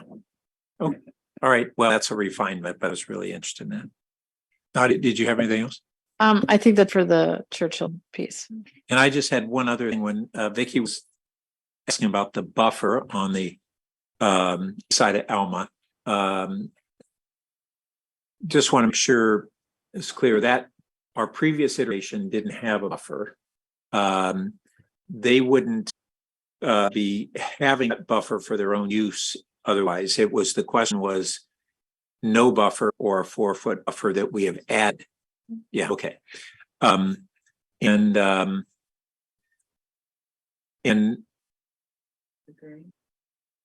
yeah. If I could just point out one more thing. So Yeah. all of this that we're finalizing today, since we're not going back to council, essentially remains as kind of a stopping point and then gets handed over to what Caltrain is now going to look at on the services agreement. And this is a reminder for everybody. Caltrain is still looking at bridge deck thickness, 4 tracks, all this other stuff. So this isn't the end of all be all of what the design's going to be, because they may still come back and say, oh, actually, there's an encroachment that you can't do. Or, there's still a lot of other things. So despite the fact we're going into kind of nitty gritty detail, I just really want We're to not pull back settling designs and make today. sure everybody, including the public, understands that this is still open to a lot of their stuff that Caltrain is getting back with us, to us. And so, don't panic if you don't see your favorite thing happening. Yeah, thank you for adding that context. I was going to say that, that is one of the things that Train has worked with some of our neighbors on, bridge deck thickness as an example. And so that is something that, typically it's something that's refined a little bit further along in the process. We're still in the conceptual design phase, as we'd call it.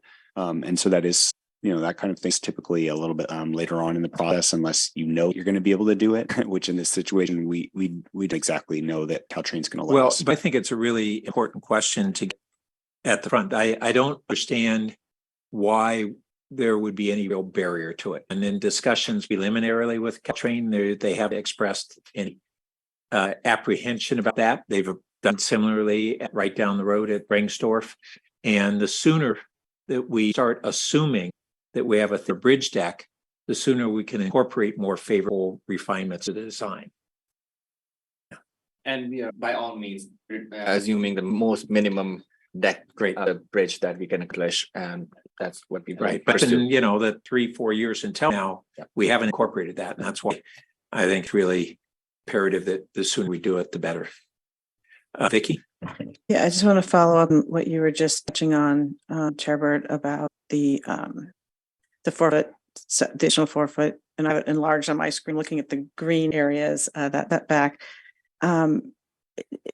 I'm wondering what genesis was of that, and I'm wondering if we explored other safety alternatives, as fencing or something.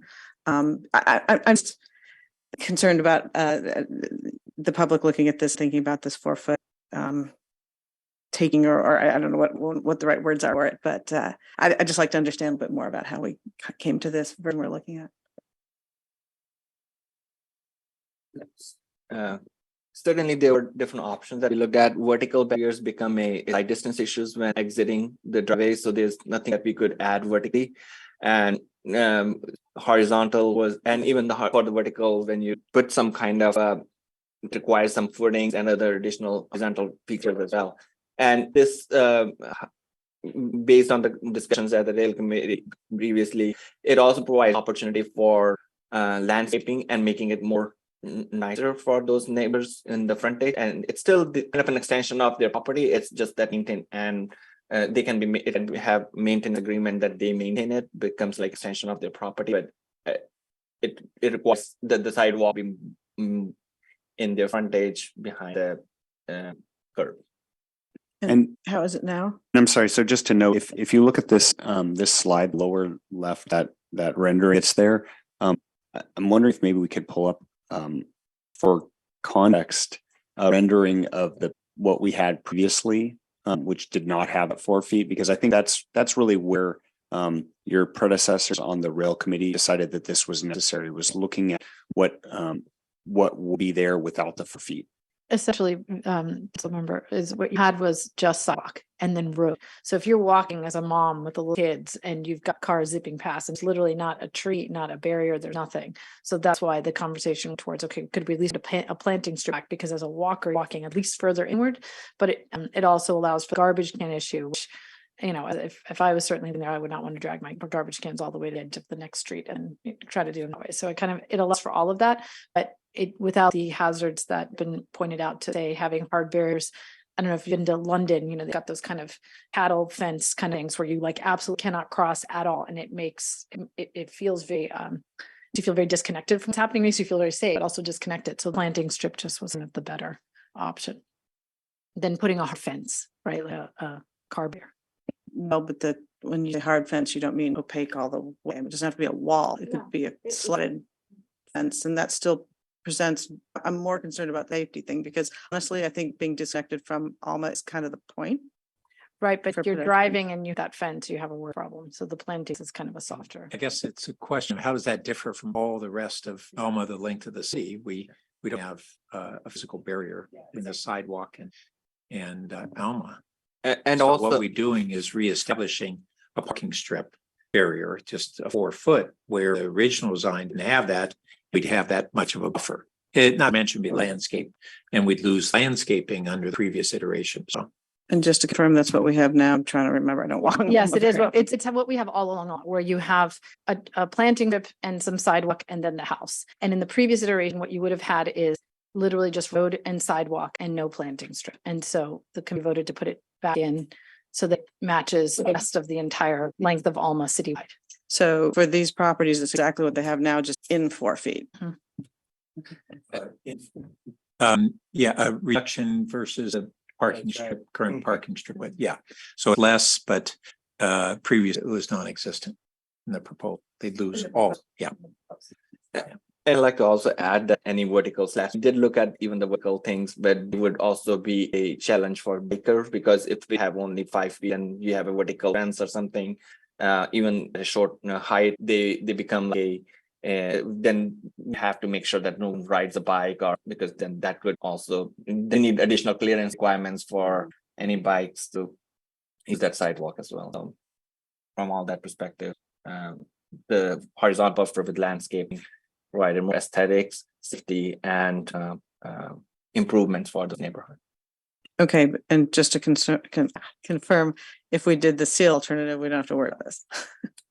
Or how much is still. No, this is an issue Still has to happen despite regardless okay. of that. Yeah, regardless of the ped bike. This is happening because you need to shift road slightly eastward so that you can have the one that sinks down and allows you to turn.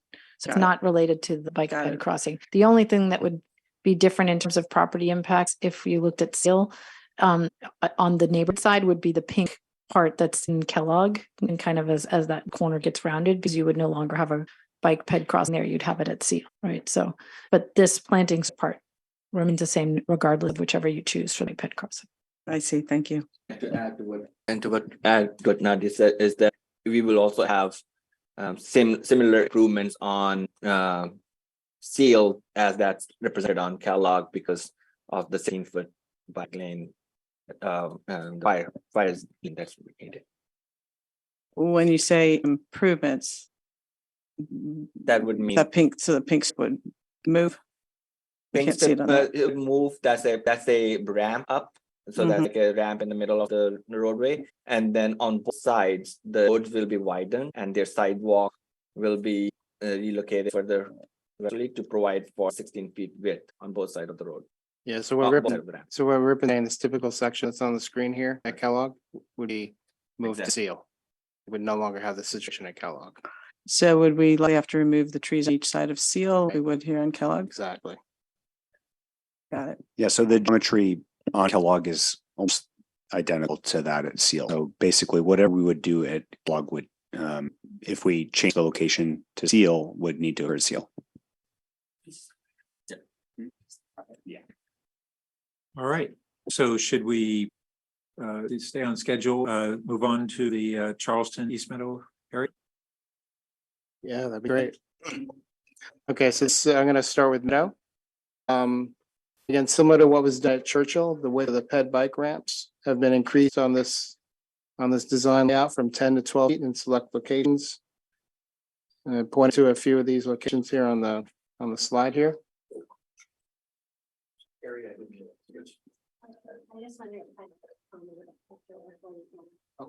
Is it okay to interrupt? We had one more public speaker on. Absolutely. Okay, thanks. Since I was here 2 years ago and there's some new council members. That's right. Just a second. Oh, I'm sorry. Okay. Just like to say, I sat through committee meetings for 8 months here and there's council people here and there's quite a few different people here. But there are two options. I mean, you've gone, my crisis plan is here and everything's all done, but I just want to remind you, you do have option 2, which our city staff, Gary Black, they had that whole thing all worked out, how it was going to be Churchill closure plus mitigations. I just want to remind you all that that was the XCAP recommendation at the time. And when you were discussing seal for the bicycles, using seal or using Embarcadero and how they're going to get across. Okay, since we have property on Churchill, I think you should look overall at the bicycle and pedestrian going from, I guess, Churchill all the way to Stamford, all the Stamford people riding their bikes across. It's not just Pally people using Churchill to access Pally. That was a very simplified, straightforward plan that obviously did not go forward. But since this is getting very complicated and has complicated, you spent design hours and it was complicated from the beginning, my crisis plan. And there is another plan, just so in case this all doesn't work out. And I would hope that you'd all kind of look at, we're a bicycle pedestrian city. The way this whole thing is going, and with all the money that's going into this plan, it's cars, it's vehicles, they got priority. If you look at, I'm not sure how the bicycle committee has worked out all the routes through Palo Alto, but Churchill is only about 3 blocks long on the east side. That goes right into Stamford. That is a beautiful, okay, that's just my opinion, would be if you were going to go back and look at it in terms of access for bicycles and pedestrians in Stamford and community going across there. I think it's straightforward, perfect place to have that Churchill closure with the bikes going under Churchill, go to Pally. It's right there. You're talking about seal. You've got very complicated kind of things going in and out of the cars, but the original just Churchill closure plus the Kingsley, that piece of land there, which and you two council members were not involved at all for the XCAP, 9 months of going through this with the city staff and all that whole procedure. So I just wanted to speak about that because you do have, if this all doesn't work out and you're going through so many permeations now, the way I'm looking at it, that was a straightforward plan. And this looks amazing. Lots of stuff. So anyway, that's my 2 cents. Thank you. Thank you. Bert, we have one raised hand from Penny Olson as well. Did you want to call on them as well? Okay, if Penny wants to comment on the Churchill, she's welcome to, and just so she knows that we're going to then have public comment in just a couple of minutes on the Charleston East Meadow area. Thank you. Can you hear me okay? Yes, we can. Great, thanks. Well, first of all, I just want to say, kind of from the get-go, I have thought Seal is the better option for this part of town. And frankly, Seal and Kellogg just aren't that far apart from a bicycle perspective. It's a minute or two. And by comparison, if you look at the distance between Loma Verde and Charleston, for instance, which will be the detour for South Palo Alto kids, it's more like 10-minute detour to get to Loma and go all the way back to Charleston. So my question to Philip Hammy related to what he said earlier about front-loading Kellogg, if Kellogg was a Seal decision, we're working on the BPP. Will you also be front-loading a decision about a dedicated bicycle pedestrian crossing for South Palo Alto simultaneous with that decision? Thanks.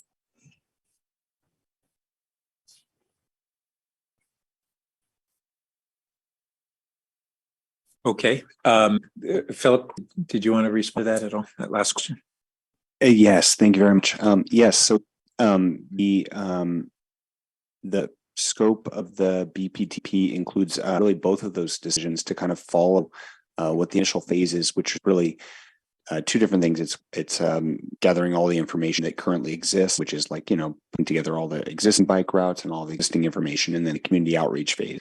And so both those things are designated to occur in the BTP in the early phase, following the community input and the information gathering. And they will be front loaded simultaneously. They'll move forward together. South Palo Alto and the North Palo Alto options will all be front loaded, correct? Yeah. So I'm not exactly sure I'm following. I'm asking the question for a reason. I have noticed in the past when we prioritize North Palo Alto project, the ones that move forward first get fully funded and the ones that go later don't get funded. So I would like them to move forward together. So it's one report, one component of one task. Okay. Not a north or south designation between it's just additional grade crossings for bicycle and pedestrians that's to be looked at. But noting that's just to identify them as potential projects that, work ahead of that will be to prioritize projects based on council, rail committee, other input. Right. Just like the Loma Verde project was in the last bike plan. I just want to clarify that it already is in the 2012 bike plan. Thank you. Okay, thanks. I just want to clarify one thing for Penny Ellison and members of the public. So the only reason that there are drawings for the Kellogg bike bed crossing and not for any of the ones discussed in South Palo Alto is very specifically because the one that's at Kellogg is needed because you cannot cross at the Churchill intersection. So it's directly tied to that specific grade separation project. Separately, XCAP and the council have supported the concept of adding 2 bike ped crossings, but that is not the reason there's no actual design for it yet is because it was not paid for as part of the study of the actual grade separation. So it's not an indication of preference. It's just that was specifically precisely needed in order to move bikes and pedestrians in a specific alternative. And the others were add-ons that we felt were important, but required as part of the grade separation project. I think that's really important to clarify. I'll just add one other context in my own mind, which is that I'm anticipating that the prioritization of the dedicated bike and ped crossings would be related to which will be the first vehicular crossings that we take on. And I'm anticipating that because of the difficulties at Churchill, that it's more likely that Charleston East will be done first. None of that's been decided, and therefore that would drive the need for the South Palo Alto bike and ped crossing to more likely be the first one. They're all undecided things, and I'm just sharing what's I'm roughly anticipating. Actually, the council direction, correct, I'm wrong, was that you start with Charleston and Churchill is actually second. I believe that's already part of previous council direction. Am I right, Steph? So yeah, that's correct. Charleston Meadow was prioritized. Yeah. Okay, great. Peter, you're back on. Sounds good. All right, back to Meadow. And again, let me repeat this one real quick. So similar to what was done at Churchill, the width of the ped bike ramps have been increased from 10 to 12 feet at select locations on this design alternative, as noted here with the yellow arrows. Again, that's just provide a little more flexibility for the peds and bikes to navigate these routes. Similarly, the ped bike bridge over Meadow has been increased from 10 to 12 feet. And these bridges also for the 90-degree corners, again, similar to what we did at Churchill, the corners have been rounded to provide better line of sight and turning movement for bicyclists. You could see that a little bit better in the rendering here on the right here, curved edge of the bridge. I don't believe this is discussed at the November meeting, but we did update our renderings and we're showing a cul-de-sac kind of layout on the north, as you go northbound Park on the south side of Meadow, as noted where those yellow arrows are. That's prohibit vehicular access from northbound Park onto Meadow because there's an elevation difference there. So we added a slide for that as well. Do you want me to proceed with Charleston or do you want to stop here for questions about Meadow? Sounds good.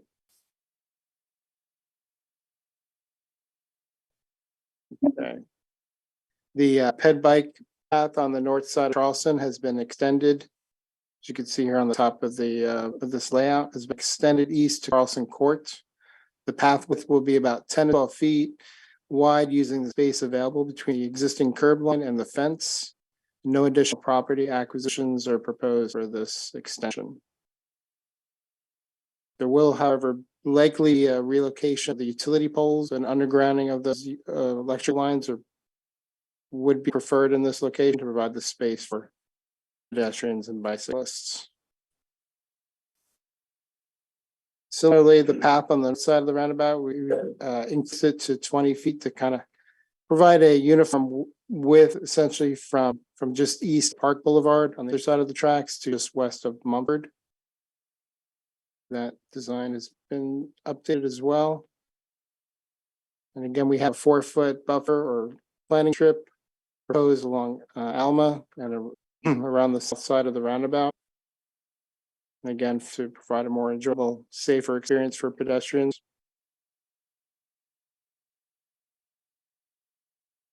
And then focusing on the other side of the tracks, we, again, similar to what we've already talked about at Meadow and Churchill, increasing the ped and bike width from 10 to 12 feet at select locations. In fact, you can see on the bottom of the screen there, we increased it from 5 to 12 feet. It was originally 5 feet because it's really getting close to the homes there, the width of the ped bike path. So based on the meeting in November, we'd increase it to 12 feet. Okay, we're almost done here.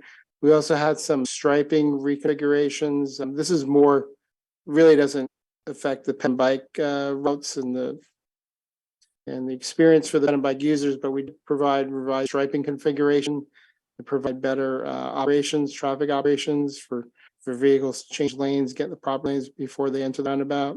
The roundabout itself is also modified to provide a single lane on the east and west ends of the roundabout. Didn't change the outer diameter, so it doesn't. The property impacts are still the same as before, but that's worth noting as well. That's also been updated in the renderings.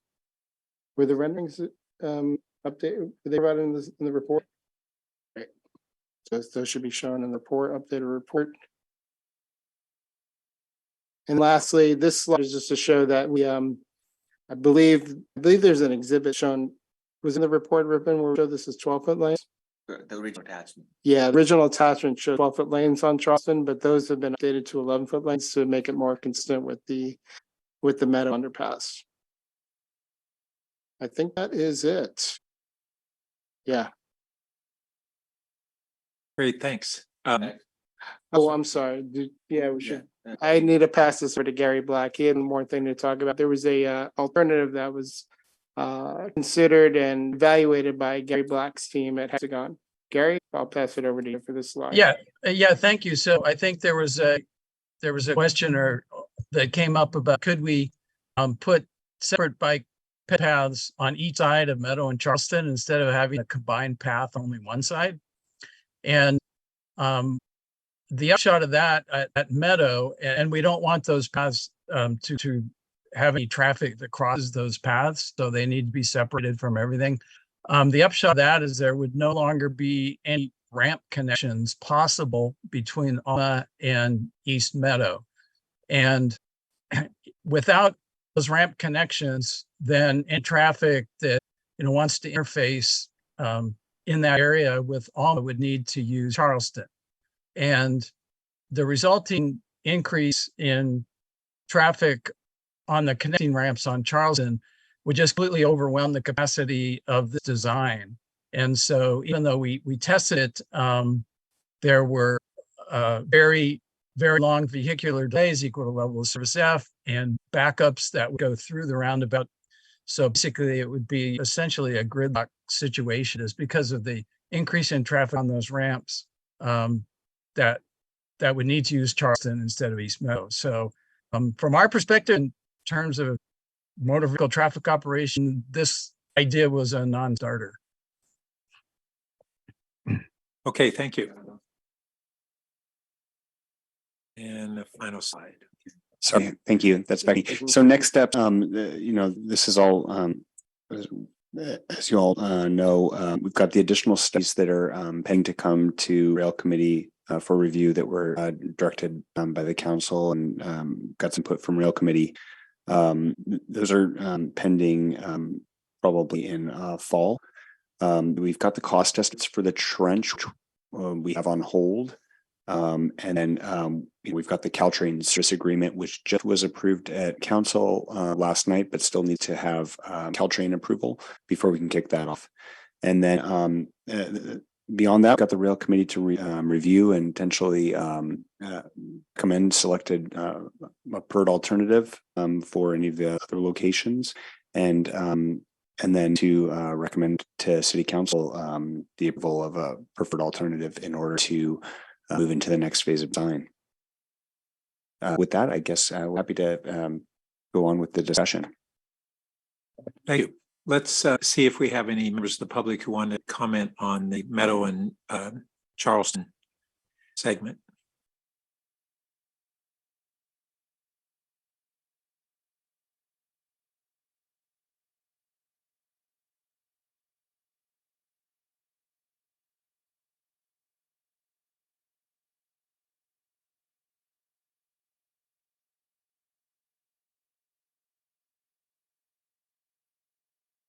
Okay, our first speaker is Patty Ellison. Thank you. Could I ask you to bring up slide 20 again, please? And I just want to say, I'm seeing these for the first time. I was busy running bike to work week for the last couple of weeks, so I didn't even get a chance to look at this until today. And I found some of the slides kind of confusing because referred to ramps. I didn't know what the ramps are. So I want to just ask, first of all, is that slide? Because I don't see it. Hello? Can you hear me? Yes, we can. They're trying to pull it up. Oh, okay. Thank you.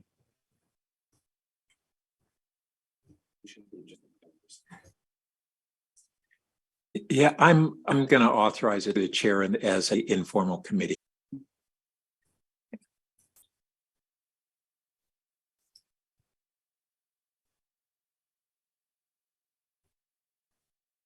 So that's slide 18. This one here? Yes, that one there. Okay. So what I'm concerned about here is what we have now is a plan that eliminates a lot of turn movements at Meadow and diverts that traffic to Charleston. But my question to you is, have you considered how that traffic is going to get to Charleston to make those turn movements? If they can't turn at Alma Meadow, they're going to go through the neighborhoods. And those are school commute routes. Those are the routes the children are using to get through the neighborhood and avoid Alma. So have you looked at that? And what did you find? I mean, obviously it's overwhelming Charleston and that's not good, but how does the traffic get to Charleston with these turning movements removed? So we'll go ahead and hear your comments and then let them respond afterward. Okay. And I'm just looking at this long list of unacceptable vehicular delays. I mean, what it looks like to me is a plan that's not feasible with the changes that we've, that actually make it accommodate bicycles on these streets. As you were considering the changes you were making, were you looking systemically at the school commute routes as well? Have we been doing that through this entire process? We should be doing this. And that's my question. And I'm done. Okay, thanks. Any other public commenters? Yeah, we did.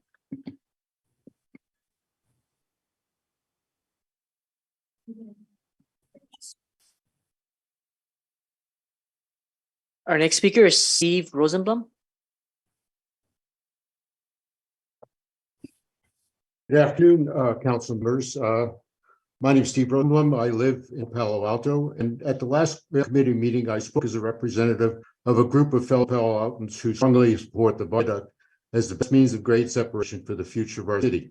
At that time, I compared the Churchill partial underpass alternative to the viaduct, demonstrated that the viaduct is cleaner and simpler and allows all vehicular turning motions and bike ped traffic at ground level. No digging is required except to establish foundations for the support columns of the viaduct.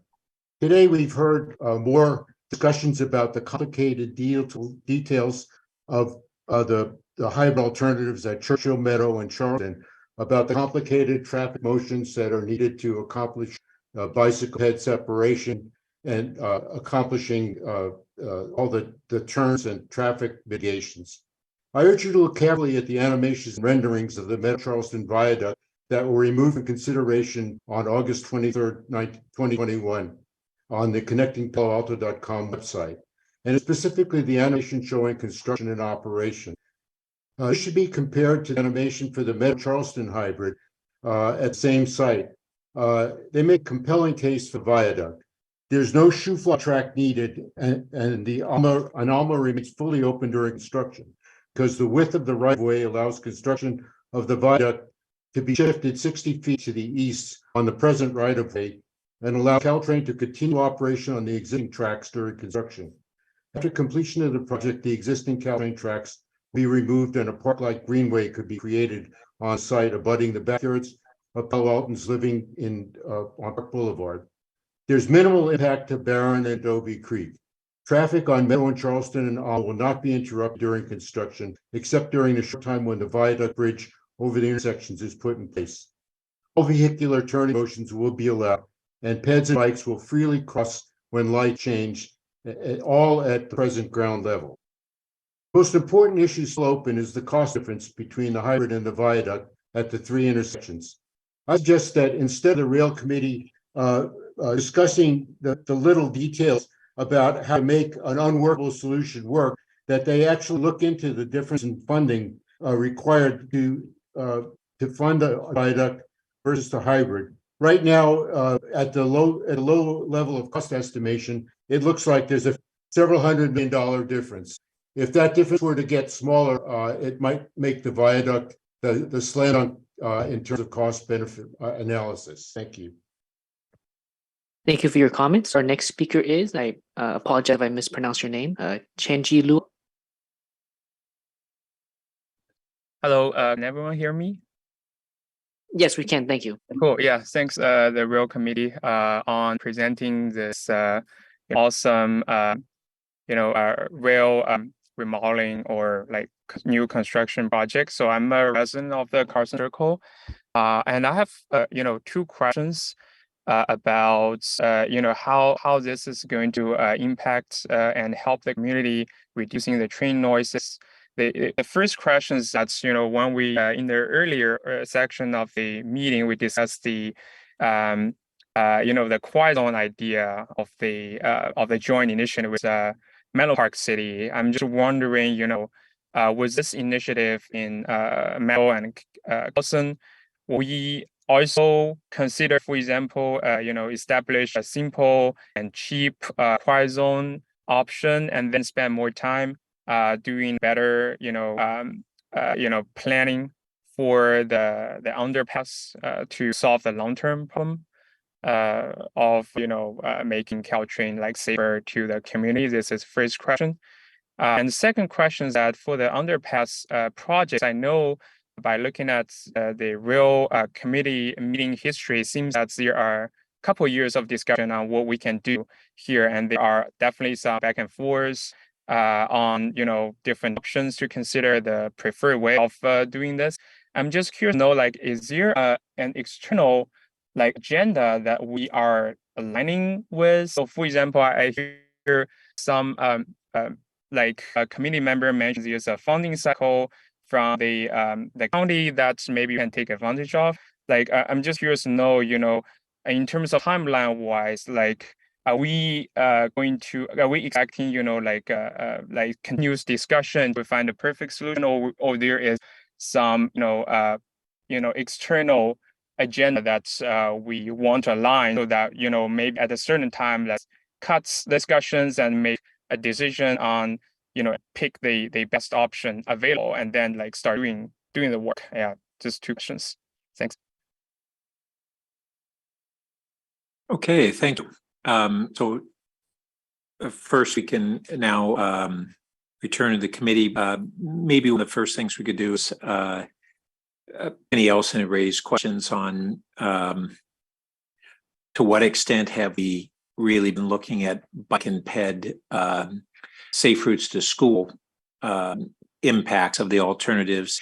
And in that context, I wanted to put out on the table that at our last meeting, we had, I forget the name of the member of the public, Nadia, you may remember who. Eric Norton.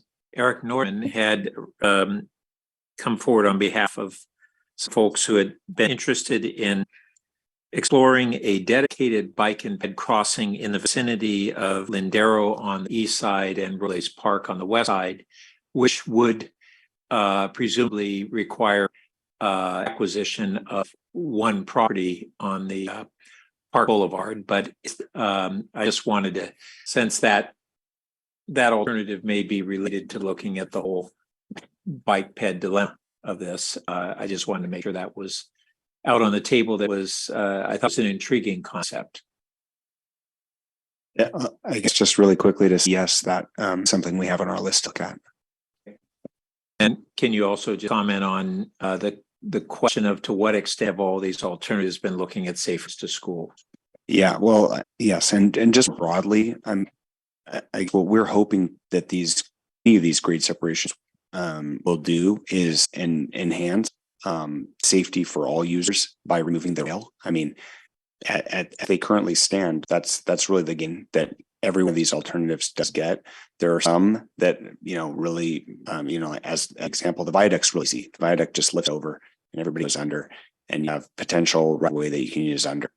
Each of the different alternatives have different drawbacks, but none of the alternatives, I believe, are considering eliminating the bike and ped access. They're changing the bike ped access, but they're keeping the same networks connected. So I think that's kind of how I would look at it from my perspective. I'll add just one other thing that really, if the grade separations give us the opportunity to have full track security, which is a big priority in this community. Nadia? I was just going to clarify because part of what I heard in Penny's Ellison's comments, and realizing that she said she wasn't able to read the full packet in advance, but I actually had members of the public also contacted me about this, is that it was unclear in the staff report, or if you just read it quickly, it made it seem like we were considering adding bike ped path on either side of the alternative. And then you have Gary Black thing that basically shows that it fails. And so I think what was unclear was, is that actually being a change that's being to the way the alternative design is designed? And I'm assuming that you need guidance from the committee today to basically clarify that, well, as a result of the fact that it fails, then we will not be changing the original design, right? And so people were looking at it like, well, now, if we're changing this design now and it fails, why are we even looking at this, right? And I think it's really important to say that this was in response to an idea that was brought forth by members of the public from the biking committee, because the route is more circuitous. Why couldn't you have things on two sides? And that the work done by Gary Black makes it clear that it was going to fail traffic alternative, which I believe is my comment the last time, because we had talked about that in the committee when XCAP looked at. But I just wanted to clarify that if you haven't been following closely, it may seem like we were all changing alternative, and we are not. And so the existing underpass with all of its works actually performs the best out of all of the alternatives when it comes to those same traffic studies. So, Vicky, did you have? Just a couple of quick questions. And they're about the Charleston crossing. So looking at the Mumford Circle, or the circle just south of, or sorry, just west of Mumford. I know you mentioned that any property impacts would be the same as the design before, but since I probably wasn't around with the design before, could you tell me more specifically what there are? As I enlarge this, it looks like a couple of homes on the south side, perhaps. Yeah, that's correct. Councilmember. There's two parcels on the south side of the roundabout. There will be acquisitions to those in this new configuration. That doesn't change. I may have misspoke slightly. I think because of the increased width of the ped bike path on the north side of the roundabout, there is additional acquisition of the parcels on the north side, Charleston, in their backyards. You kind of see where that yellow arrow is here on this side here. Can you see my mouse? Yes. So there's a slight increase in the acquisitions on that side of the roundabout. So On the other side of the roundabout? On the north side of the Yes, roundabout. yes, So on the other side. Yes, on the other side of the roundabout, south side, or this entire parcel that would need to be That, acquired? that's correct. I see, but on the north side, it would just now be Partial. part of the backyards. Right, that's right. Okay. And then my other question, then we talked about the increase on the west side of that crossing, the west side of Ulm, of the bike path from 5 to 12 feet. And I just wanted to confirm whether there was any property impact from that. Yeah, that's correct. There's additional property impacts as a result of the wider ped bike path, especially between Thelma and Parc. That ped bike path gets pretty close to the homes there.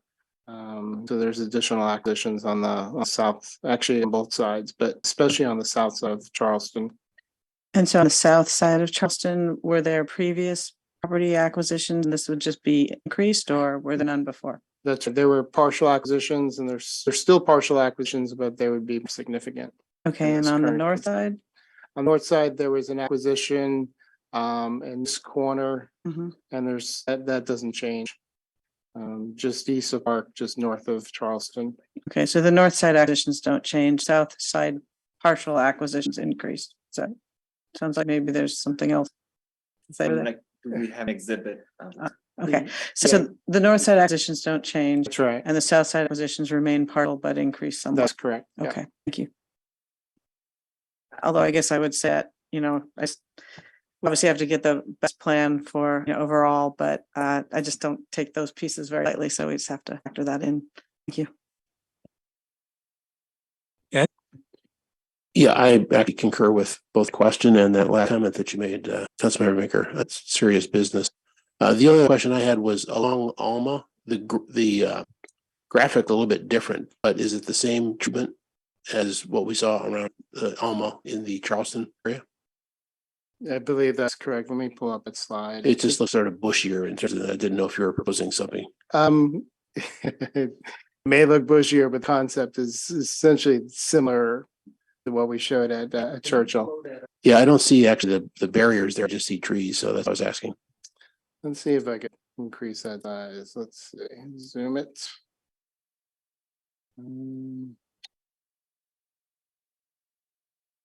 Doesn't let me zoom it unless I'm. There we go. I don't know what the maximum zoom is. Let me try 400. I'm something I didn't know. Oh, Just I tried to do it earlier. you pinch your finger. Yeah, on that. I see. Yeah. Yeah, it still looks greener there to me, so I didn't know if that was the difference in rendering or it was a difference in construction. It almost looks like there's two rows of trees. Maybe Yeah. it's just an illusion. I'm not sure with the It shadows. looks like 2 rows of trees and a big fence. I think the modeler may try to model existing trees behind the fence. Maybe that's why. I'm not sure. I know we're not in the specific design phase. I was just wondering if there was something particularly about this No. phase of Alma that would require something different. No. Yeah, it'd be Okay. similar to what was shown at Churchill. Okay, thanks. That's all. Yeah, Vicky?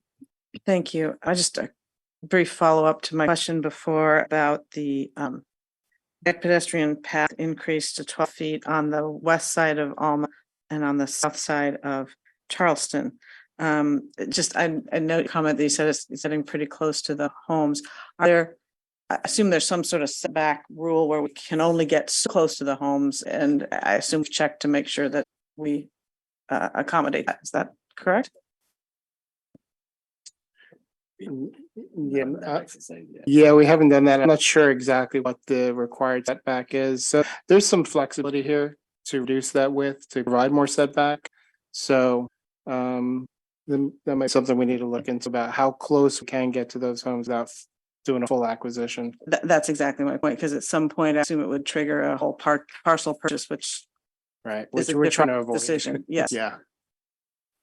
I might also consider some exceptions because most of the time it would be a driveway depth that we would need to be concerned with. One of the areas because we certainly not getting into the building proximity, but the driveway depth also needs to be looked at. So that exercise will do it as well to identify if there's any major challenge there. Is there any concept or practice to, I mean, I know we have to look from the city side, but to discern whether at some point the property owner would rather just have their entire parcel acquired than to have it, you know, a very short driveway and a very close bike path. How does one navigate that? Yeah, that's all part of the negotiations that would occur. And just point out, in this case, those are actually the backyards because that's the back of the homes, not the drives. On the north side of, sorry, on the South. north side of Charleston. See, if you look at the I diagram. was talking about the south side, I think, Okay, that yeah. the bike path is widened, and I had assumed the No, bike backyards, paths but they were on the north side. She's talking about, west of Alma. yeah, she's talking west of, I see. change Yeah, with so Alma. west of Alma, south side of Charleston, I the see what bike you're path saying. got widened, and I was asking, and he had said, I think it's getting pretty close to the homes there, and so I Right. was following up on that. And so that would be dealing with that part of the negotiation, but that is the front side of the homes and the driveways are implicated, or is that the back side? No, that is front side. Okay. Between Ruth Elma and Park, they're fronting Charleston. The driveways are from Charleston. Thank you. And I want to note, this will probably be the only one and only time I got something factually right. I was confused. Every other time it's reverse. Thank you. I think Nadia thought you were talking about the other side of the tracks over here. Yeah. Okay. So I'd want to make sure I understand why we think the bike and ped path needs to be 20 feet.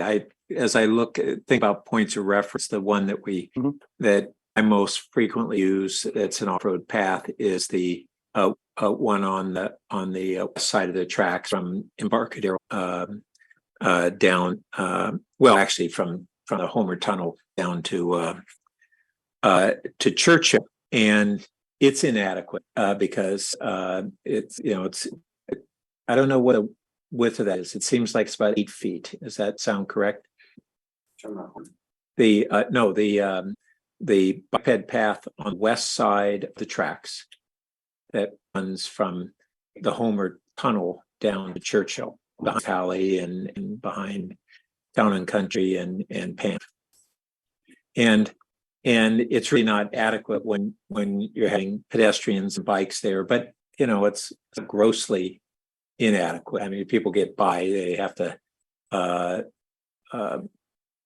mind their staying on their correct side and things. So, but a 12-foot combination bike and ped path strikes me as would be really a welcome widening of something like that. But then we got 20 here on the north side of Charleston. So can you talk me through why that's needed as it starts into other issues? Yeah, maybe I could start and I could have Rip and chime in. This has long been discussed. I'm actually gonna try to pull up a rendering of this real quick. Let's see if I can do this. Yeah. So the path that you're talking about, the Embarcadero bike path, for example, right next to Pally, there's just open air, right? There's no walls on the side. So one of the considerations was, we have, let me see if I can get a good image of it. Well, there's on the Pally side, there's a shoulder and then fence. Right. And there's a fence on the other side to a shoulder and a fence on each side. Right. And so it's probably got physically with the shoulders, it's probably a good 12 feet. Right. So in this configuration, we're essentially going to need retaining walls on both sides for the length of it. Where are we in this slide, please? What streets are these here? Yeah, this is I'll zoom back out. To the Charleston layout, this is looking west. Okay. Alma, of course, this is Park over here.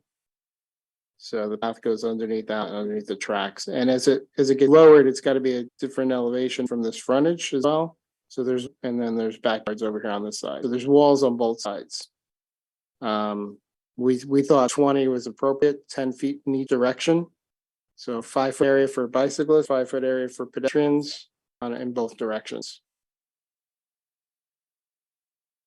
Well, if there were trade-offs, I would absolutely welcome a 20-foot bike and ped path.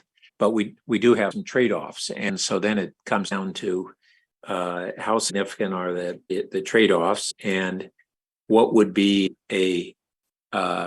still a safe and good path. Like, as pedestrians, I think we need 5 feet in each direction on top of that. If you take, for instance, the Homer Tunnel, we've got the pedestrian walkway is about 2.5 feet on each side, and then whatever it is, about maybe 4 feet on the bike portion, which.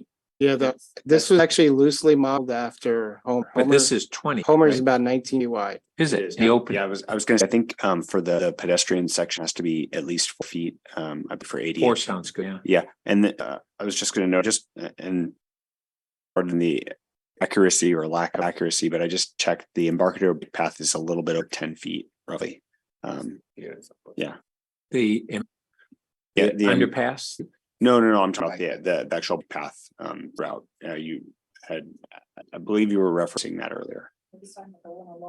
Behind Parc. Run Yeah, that's parallel exactly to what the I'm talking track? about. Yes. Oh, Yes. okay. Oh, so you think it's 10 feet? Yeah, I measured it in like 5 different locations. It was Okay. about a little bit over 10 feet. Interesting. So generally, the bike path, class on bike path by Cal standards, about 8 feet minimum with 2 feet clearances on both sides, about 12 feet in my width. And this was definitely before established before basis of Homer Tunnel kind of configuration or the bed facilities here. And so that was the reasoning. I remember at our previous comments from AUSD that they would like to have as wide as the is also as to come at a high volume. I just want to make sure that it wasn't that it was fully adequate and not more than that than some of the other trade-offs, and sounds like as we think is needed. I mean, safe route to school input and the PUSD input probably guided that with, but council. Well, there's some. I mean, 20 feet is certainly a wide for. Yeah, and we were hearing about what some trade-offs on a greater land acquisition necessity as we approach the traffic circle, and that's. I just want to make sure that we were providing what we need, but that if more than that, it was being recognized. The difference, but it sounds like we're convinced it's 20 foot. A minor again is that if we have reduced bridge decks, then these projects get a little less impactful, not drastically. Yeah, and I think the intent here was. Sorry, I think the intent here was to have separate bike and separate pedestrian. If there was a combination, like what you're saying, like if it was a combined facility of using bike and ped together, then definitely a reduced width could be warranted. Okay, and then this is where we're going to have recommendations for council for consideration. Is this one where we should have kind of a revisiting of the committee's thoughts on the viaduct? I was actually just thinking about this earlier. It's possible. I was wondering if maybe a potential future item the Bell Committee might want to consider. And I'm not actually would need to check with him to see whether that could be even something that we do today. But what I was thinking is maybe an item that we could consider at a future meeting would be to evaluate a viaduct or any other alternatives, either for consideration or disconsideration against the revised evaluation criteria. And maybe that might be a possible path, making a recommendation to City Council. But of course, open to your thoughts and suggested path for that. When would we're viewing and approving the revised conceptual plans? Would those not go to council, and like Nadia was asking about before? Yeah, so I don't think these need to go to council. I think that's actually your prerogative as well. What I would suggest is when the Rail Committee wants to make a recommendation, as an example, if it wanted to recommend that the council select this as a preferred alternative, and we consider this as a preferred alternative with this refinement was made, or you know what I'm saying, or as another example for the Churchill on one, if we were to make a recommendation that council select this as select the partial underpass as a preferred alternative with Seal or Kellogg, you know, as the elected alternative. I think that's the potential path that I think would make sense in order to do that. But open to your suggestions as well. Yeah, and then we have this question of what gets forwarded to Caltrain for their review. Do we need to go to council, or are we good enough from prior council direction that and the authority that the council had given this committee to review the refinements that it then gets passed directly to Caltrain? I'm just trying to get that through. So we already have council direction for rail committee to take on these refinements. So I don't, from that standpoint, we need to go back. I think that this committee can decide these refinements we want to share with Caltrain and have them evaluate or not. Just want to make sure. Thanks. That's my understanding. Nadia? Oh, and just note, I think the new alternative or old alternative, if I may, to have that considered, do you think we would need to go to council? So just to know that. I think Councilmember Lang had his light on. I was just going to follow up, is are you also suggesting that we get some revised cost estimates? So we know what we're really looking at there? Well, that becomes part of the issue. Certainly, if we were going to look at another alternative like viaduct, cost is a big consideration because the original estimates were that it was orders of magnitude higher. Yeah, well, yeah, great. What was it for? I'm thinking for just the Charles and East Meadow. What was the comparison that we had? We had a range on each. It's 100. Yeah, I'm remembering something around 500. You need the matrix. But yeah. If you're actually getting a cost estimate through Caltrain's work. Yes. Yes. Right. So if I may, today it's agendized for you guys to finish up the design refinements that council had already given rail committee the approval to do. If you want to talk about the viaduct in this committee before it goes to council, you'd need to agendize it as a future meeting so that members of the public would be aware that that was coming back up, and you would have a lot more people in the room because there are definitely people interested in that topic. You could make conditional recommendation as a committee that you'd like to bring back the viaduct discussion, it's a tentative approval of looking at the viaduct, but that would wait until September or August or whenever geotechnical work comes back, because if the trench gets removed from alternatives, you may want to consider putting the viaduct back in. But if you want the committee to have discussed that before it went to council to then talk about it full council, you need to agendize it sooner rather than later to make that happen.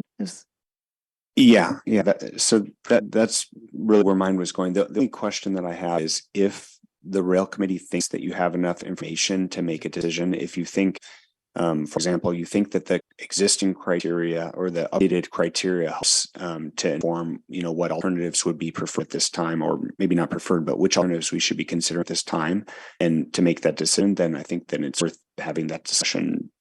I don't know that we need to wait for the geotechnical, but it's really that's up to you. I think I lean toward agendizing it and not because I'm assuming that we would once we've looked at all the factors, embrace that as an alternative, but because we have new members of the council who have been very interested in making sure that it was fully evaluated, and members of the public. And I think that out of fairness, at the time that we reviewed it, there was pushback on it in part around some factors that might mitigate it, like noise and visual, but that there will be, when we agendize it, there will be these other factors that are in our criteria, like cost at a big level, and traffic inducement, another very significant one. So either way, I favor agendizing it the upcoming meeting, giving it a objective consideration. I did have a few more questions. Okay. So since we still have Gary Black here, I think a question had come up in a conversation we had offline about the traffic study had originally looked at whether the underpass worked well with the circle being at Mumford, and later it moved away from Mumford and closer to the intersection. And there's a question about, does that impact the validity of the traffic study, or have the additions or changes in the striping and the merge with allowed for that, and therefore the movement of the traffic circle forward does not impact the results of the traffic study. And I'm wondering, Gary is still around. And Yeah, I can answer that. The study's been updated. I don't know. I mean, we haven't published new data, but there's new simulation on the city website that shows the how the roundabout would operate in the current plan location. And we've done a lot of analysis of this location to satisfy ourselves and the team that this is a viable option. okay, so that has not been made public yet. Correct. It was more recently that we had asked Gary to reevaluate to make sure that we confirm the operations of the roundabout at the new location, and we confirmed that it was working fine. Does it produce the same results in terms of B's, C's, D's, whatever? Yeah, the level of service would be the same, but it was the operations for the shorter merging lane. Right. So it works and effectively. Okay. And probably would help in reducing the traffic inducement. Okay. Second is I was just going to mention, I know of 2 members of the public who sent in public comment to committee or sent it to full city council and to staff, but I did not see it as part of today's packet, and I did not see the printouts at today's live meeting.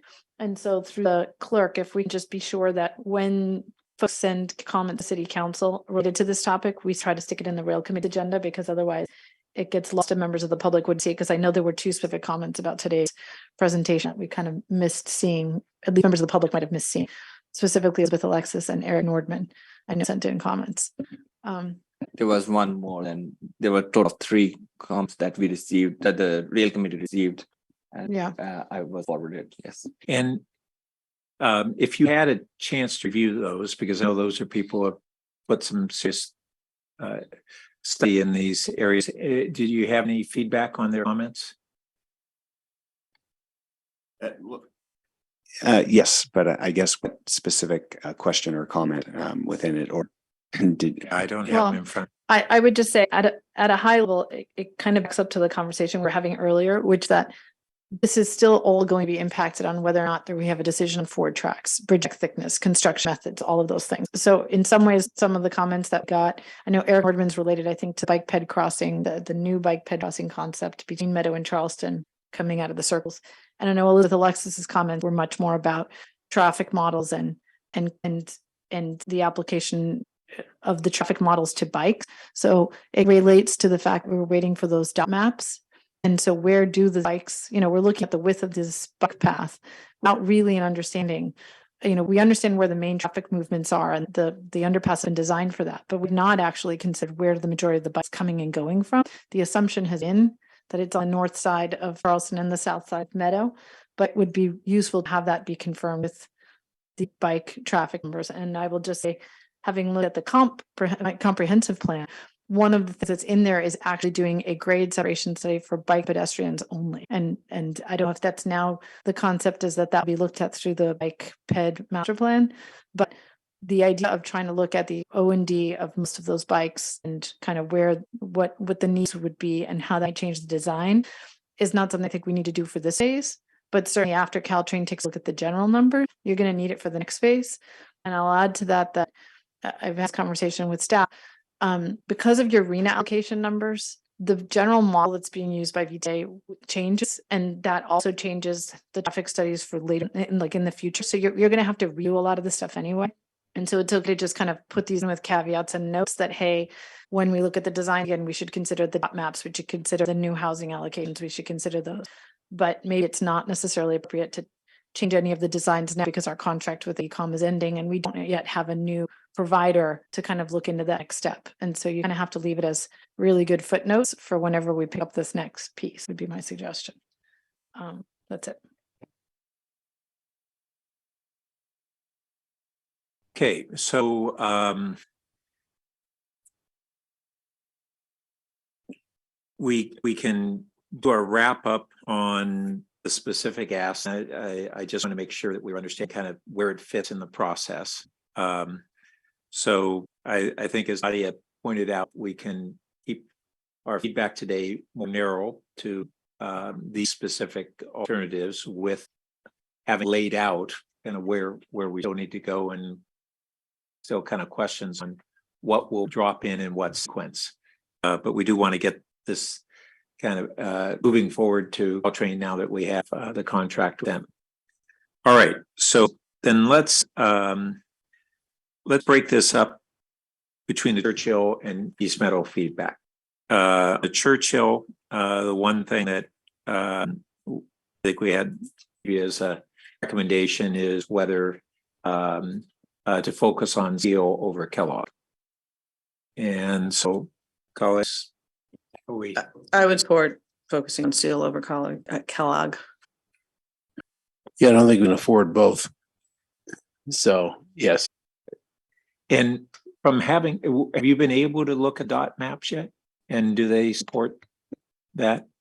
Yeah, just to say that the dot maps on their own are just dot all over Palo Alto. So it's a little bit hard to take from that and say, oh, this has a definitive answer. It's actually really hard to read, frankly. But no, I mean, I don't think there's necessarily a definitive answer from that on its own, which is why we're hoping to look at it in conjunction with collecting public feedback, community feedback. Okay, well, and I'll just say I certainly support the Seal over Kellogg and would discourage us from going through a significant additional expenditures at this time on the Kellogg. I think it's fair to say that all through this process, doing additional refinements, we're finding additional benefits to Seal. Oh, good. Well, I mean, as well as evidenced by like the bleacher discussion and other things. So, yeah. Okay. So do we need to do a vote on any of that and anything else? I think we've got our consensus. No, I don't think we need a vote. Okay. I think if we do get a vote that these are approved, then we will consider that these are the final plans, and we will make sure that these are the updated plans we will use and consider that as an approved plans moving forward. Great. Yeah, I guess what I'm saying is we don't need to take it as an individual votes for each thing unless there's issue with consensus. And then is there any additional feedback on the Charlton and East Meadow? What I think I heard was that we are supportive of these fine conceptual plans there at this time, including that recognizing that the at Charlton the bike pad on both sides was not feasible. I was going to add the concern to minimize acquisition in however we can. If we save 2 feet or 4 feet somewhere relative to all these folks we're going to have to negotiate with, I think that'd be helpful for all parties. So just to note, I think that is already a principle, is that we would try and minimize right-of-way impact. But I do one more question going to Churchill if I can, and this ties to the extra landscaping because that's one that I'm not sure that I have consensus on. So are we supportive of adding the foot buffer alternative? Yeah, I am. And so just confirm that really sort of swapping the sidewalk and grass area from prior plan. It's otherwise not different in terms of the amount of land, so to speak. No, there isn't. Yeah, it adds land to. So originally the right of way is behind the sidewalk. So say 5 feet from back of from the face of the curb, back 5 feet. So now with the addition of the new landscaping buffer, the total area that we have is from the face of curb 9 feet. That requires an additional 4 feet of the property from fronting property owner. Yeah, I think I didn't say that well. The roadway in the same spot, we may be taking 4 feet of property, which I don't take lightly. But in terms of the, it's basically swapping the sidewalk and the grass was, it's just that obviously when we do that, the city gets that extra 4 feet where the sidewalk now is right? Yes. So originally that 4 feet of grass belonged to the owner, and now yes, it's in the city. Okay, yes, I understand you, and yes, I think yes, I've lost track of what the question is, but yeah, just to clarify me. Yes. Okay. So it sounds like we have consensus on the new buffer proposal. And I don't think there's any other issues other than that we support refined conceptual plans. Okay, so I'm trying to some feedback from our attorney on what the language should be for a motion, and just if I could recommend that would be to direct staff to make these refinements. What is it? As our what do you think? As for the control plans, in order to have Caltrain evaluate them, or something to that effect. Or to that the committee as supported approve the refined conceptual plans for purposes of forwarding them to Caltrain for their review with the changes of the 4-foot buffer in the Churchill area, and focus on the seal ped crossing over the Kellogg. And thirdly, no change on the to the bike ped pattern. I don't know, at configuration. Sorry, at Churchill, Charleston. Second. We'll see if and maybe any other improvements as presented, because maybe some minor improvements like we talked about, increasing the width of the bike path. Okay, and yeah, I thought that would be within the refined conceptual plans, but thank you. That's already there. Right? Yes. Yeah, got it. Yeah, let's see. We'll see if. Did you catch that, Vin? Working on it. Okay. Well, we'll see it on the screen and tweak as needed. Just to note that the city attorney said that sounded good to him.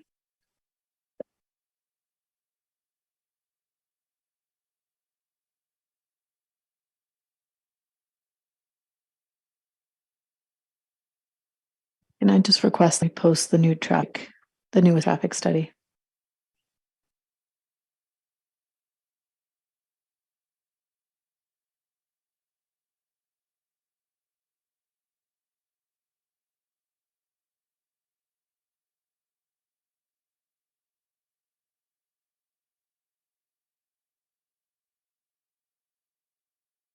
Yeah. So, Chair Burt, something we've been considering just internally is we've got this Caltrain service agreement, and in light of some of the discussion that we've heard regarding the trench, we are thinking maybe we are going to not have Caltrain start that work on the trench initially.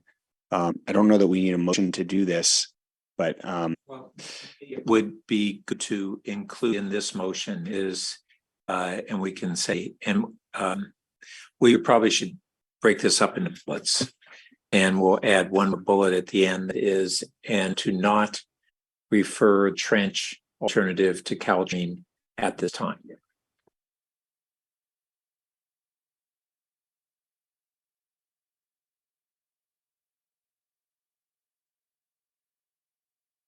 If I may, as much as I understand why, I don't know that I think you check with the city attorney, because you didn't agendize anything related to the trench. And if I was a trench lover, I would be really upset that you just said that. And so I just don't know that if we can do that in kind of motion. I mean, I understand the intent and I don't want to spend any extra dollar. I think. Yeah, that's why I was, apologies for interrupting, but that's why I was suggesting that as staff, we could just decide that. Yeah, you decide the order. We'll not hold on It's this. at this time. So what we are doing is affirmatively referring to things that were agendized and clarifying that we're not referring something that wasn't agendized. Okay, let's see how this reads. We say with the following clarifications or modifications, clarifications on these bullets. So, good afternoon, everyone. This is Tim Shimizu by Zoom. For number 4, may you just want to put no action is being taken on the trench alternative at this time and will be the subject of a future agenda. Good enough. Yeah, just to clarify that no one's deciding anything. It's just nothing literally is being done on it because it will be TBD. Okay, very good. Great.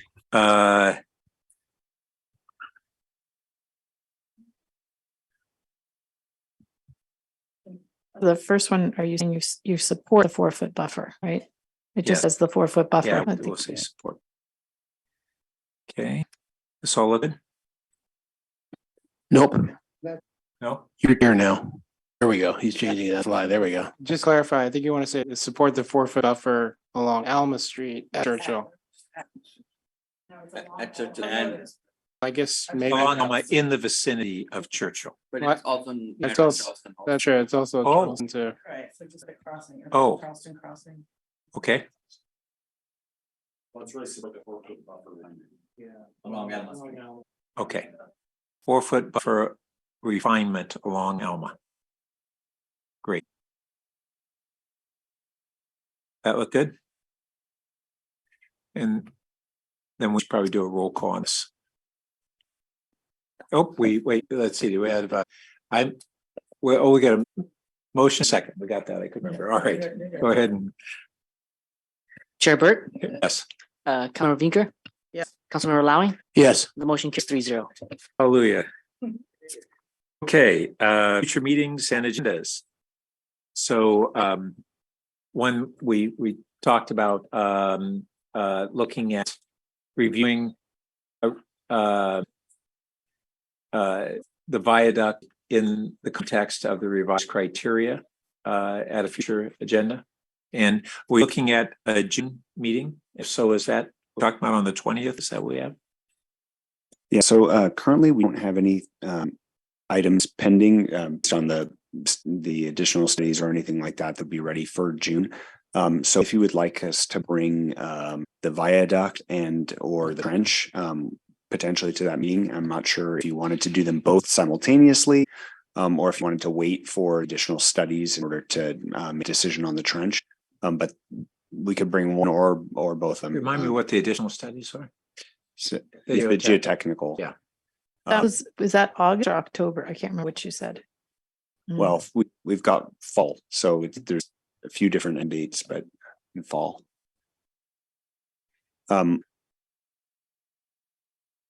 Yeah, so I guess that's kind of up to your discretion as the chair or rail committee's discretion.